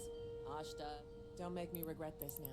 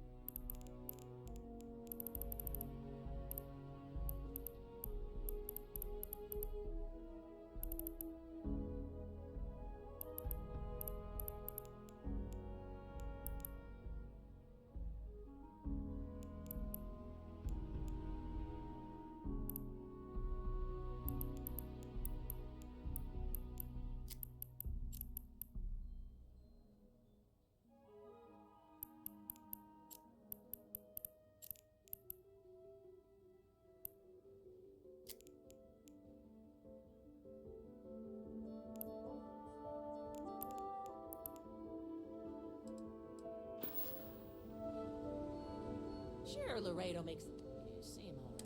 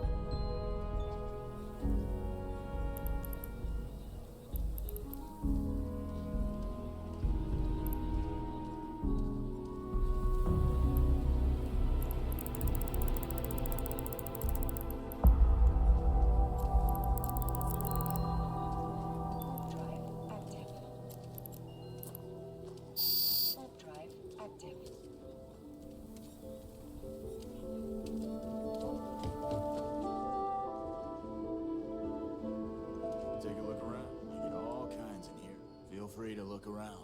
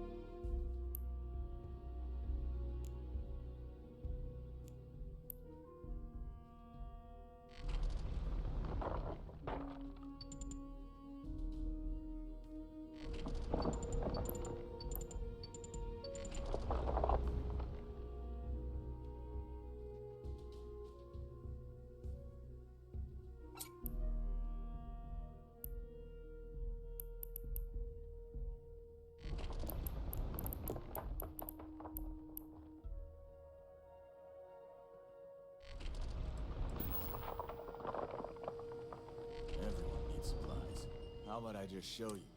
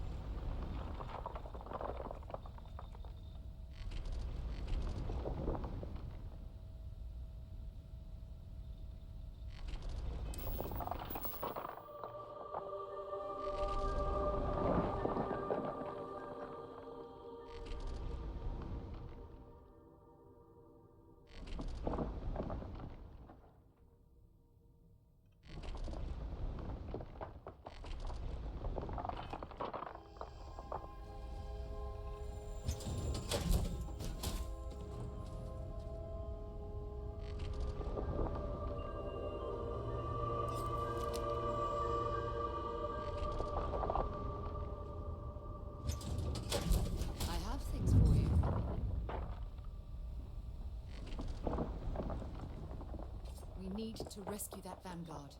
Fishing for a handout, eh? Until later. The asteroid is depleted.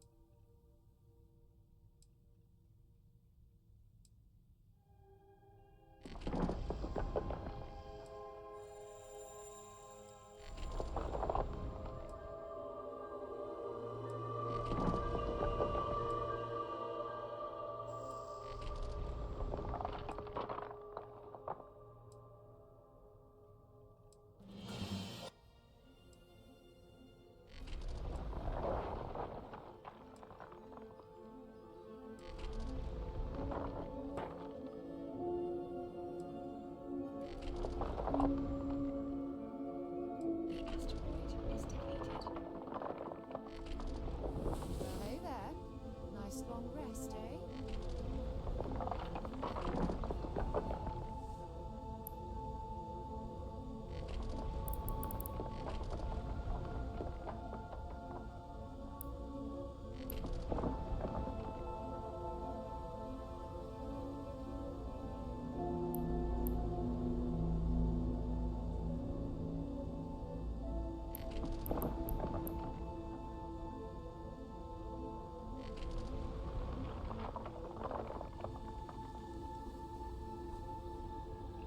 The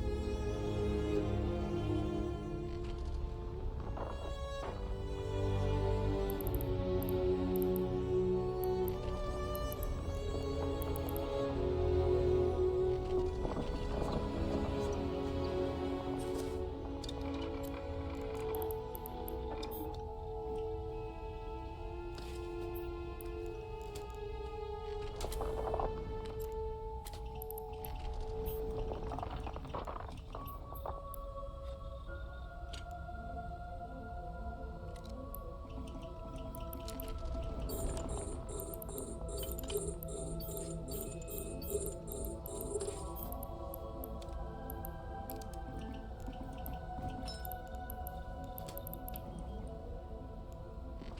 The asteroid is depleted.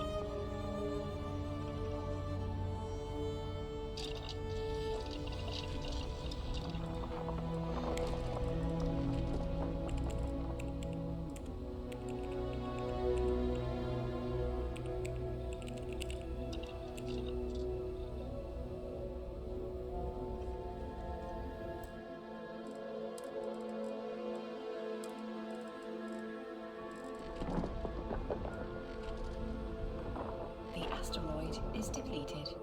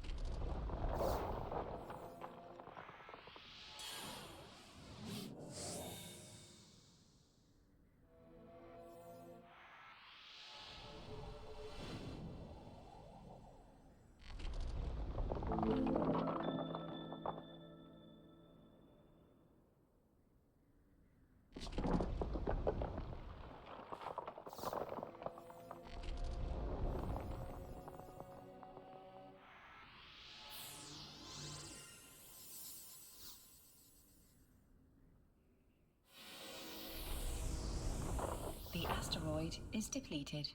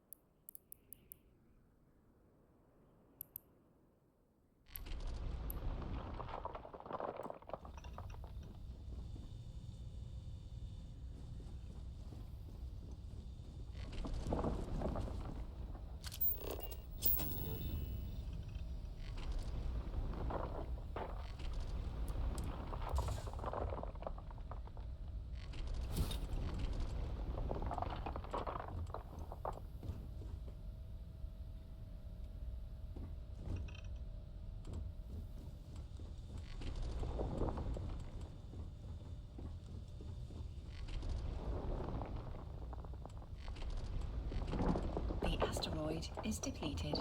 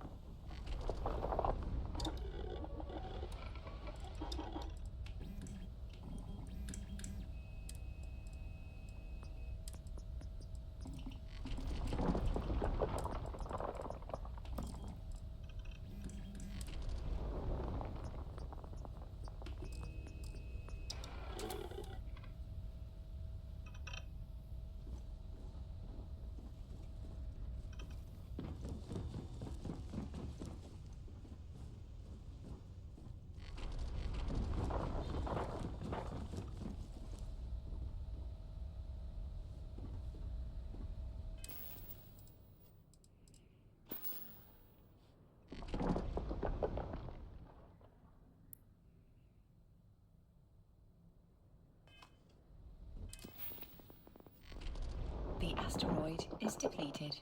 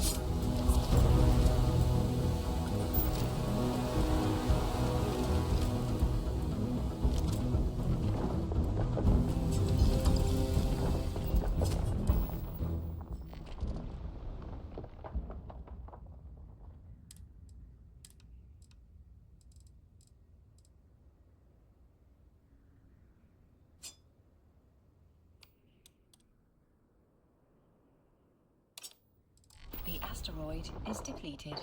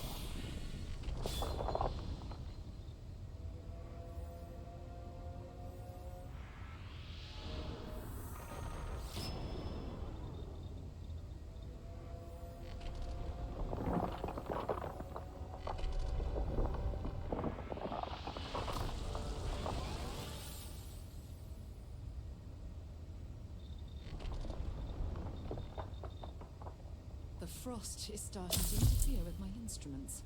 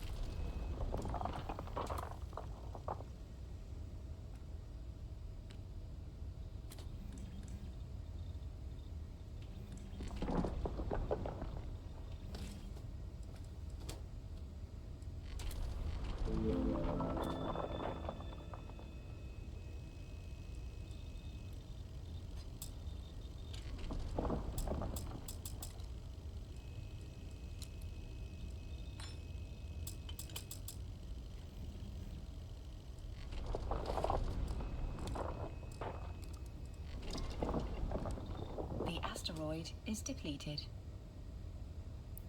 The asteroid is depleted.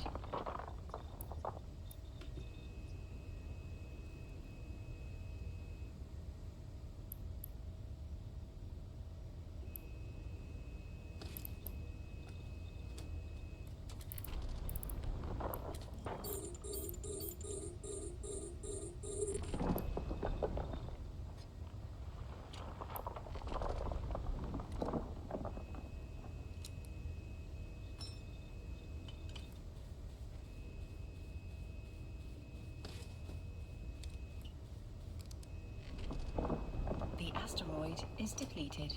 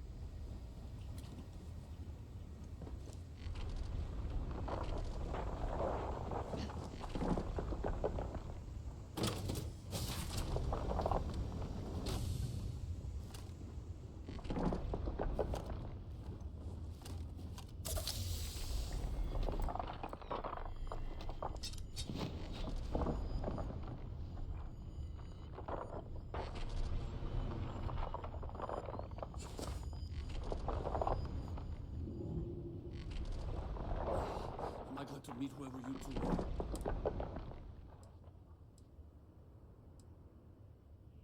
Now I know that guy. Constellation Act. What? Serious? We've heard stories too. So, you know what that is? It doesn't play nice with Scanner. So you're saying I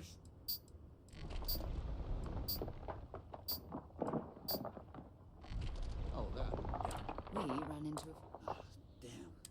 Making rookie Sidonia is waiting. feels like everyone's given up, you know? Yeah? I'd have to settle some. If you don't mind, we... Right. Hey, hope you figure out what's... Thanks again for the rescue. You know, next time you're in Sidonia, hit me up.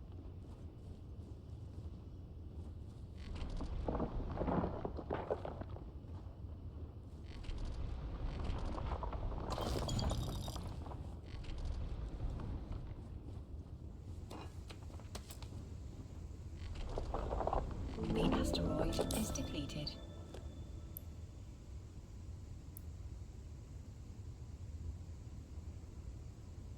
The asteroid is depleted.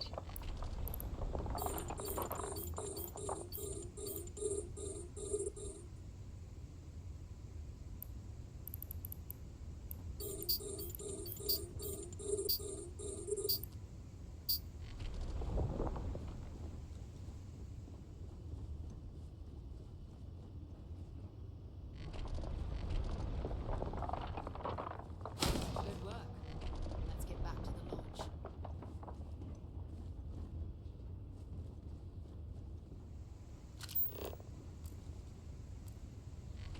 The asteroid is depleted.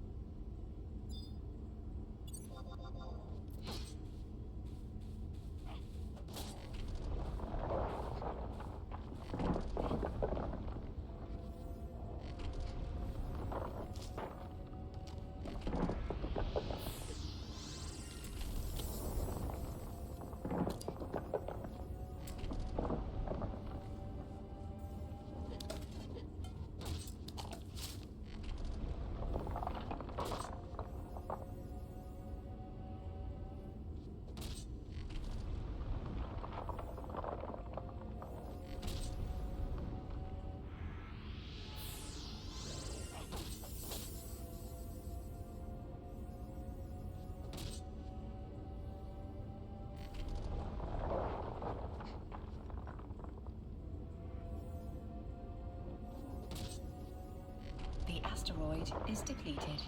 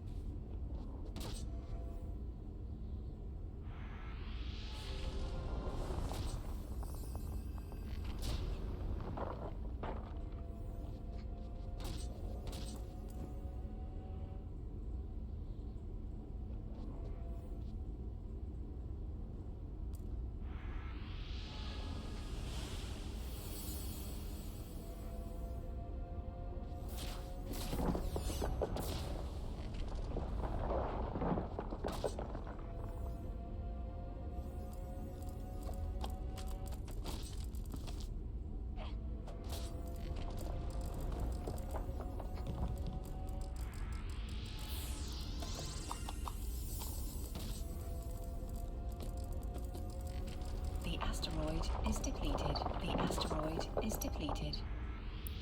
The asteroid is depleted. The asteroid is depleted.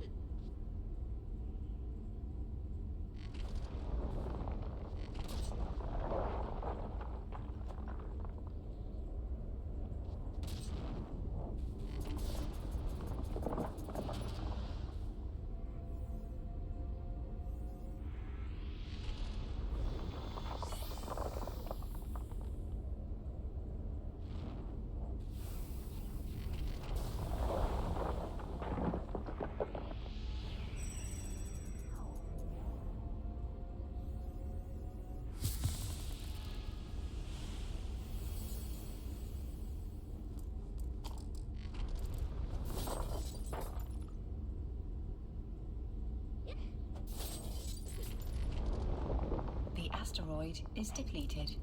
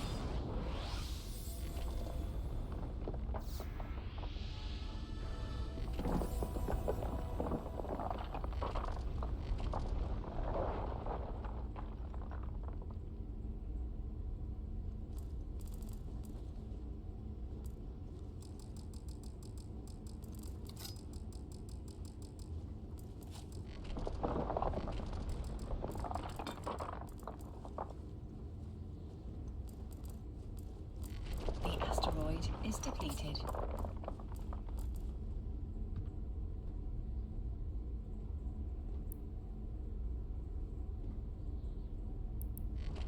The asteroid is depleted.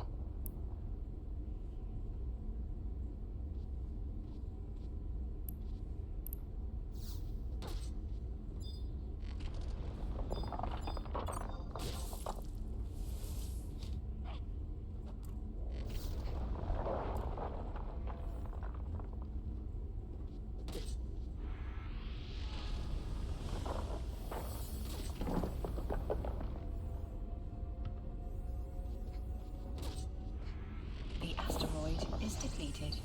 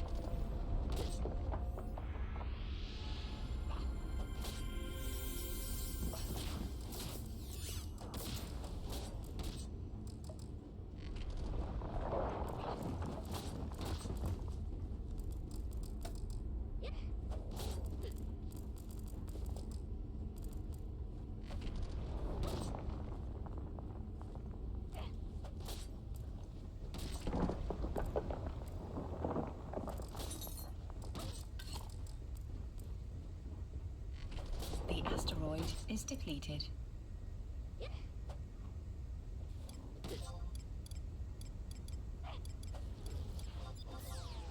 The asteroid is depleted.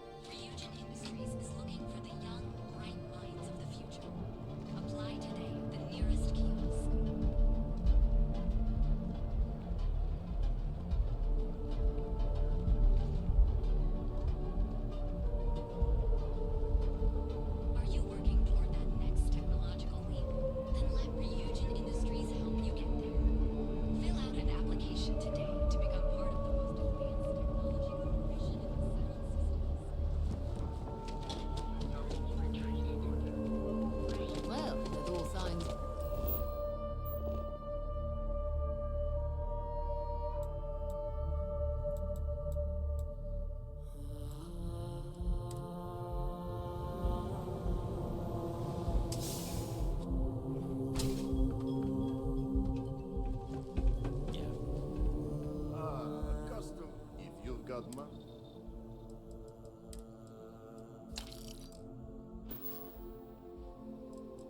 Sure you don't want some extra blend for the road? Ah, a custom. Sure.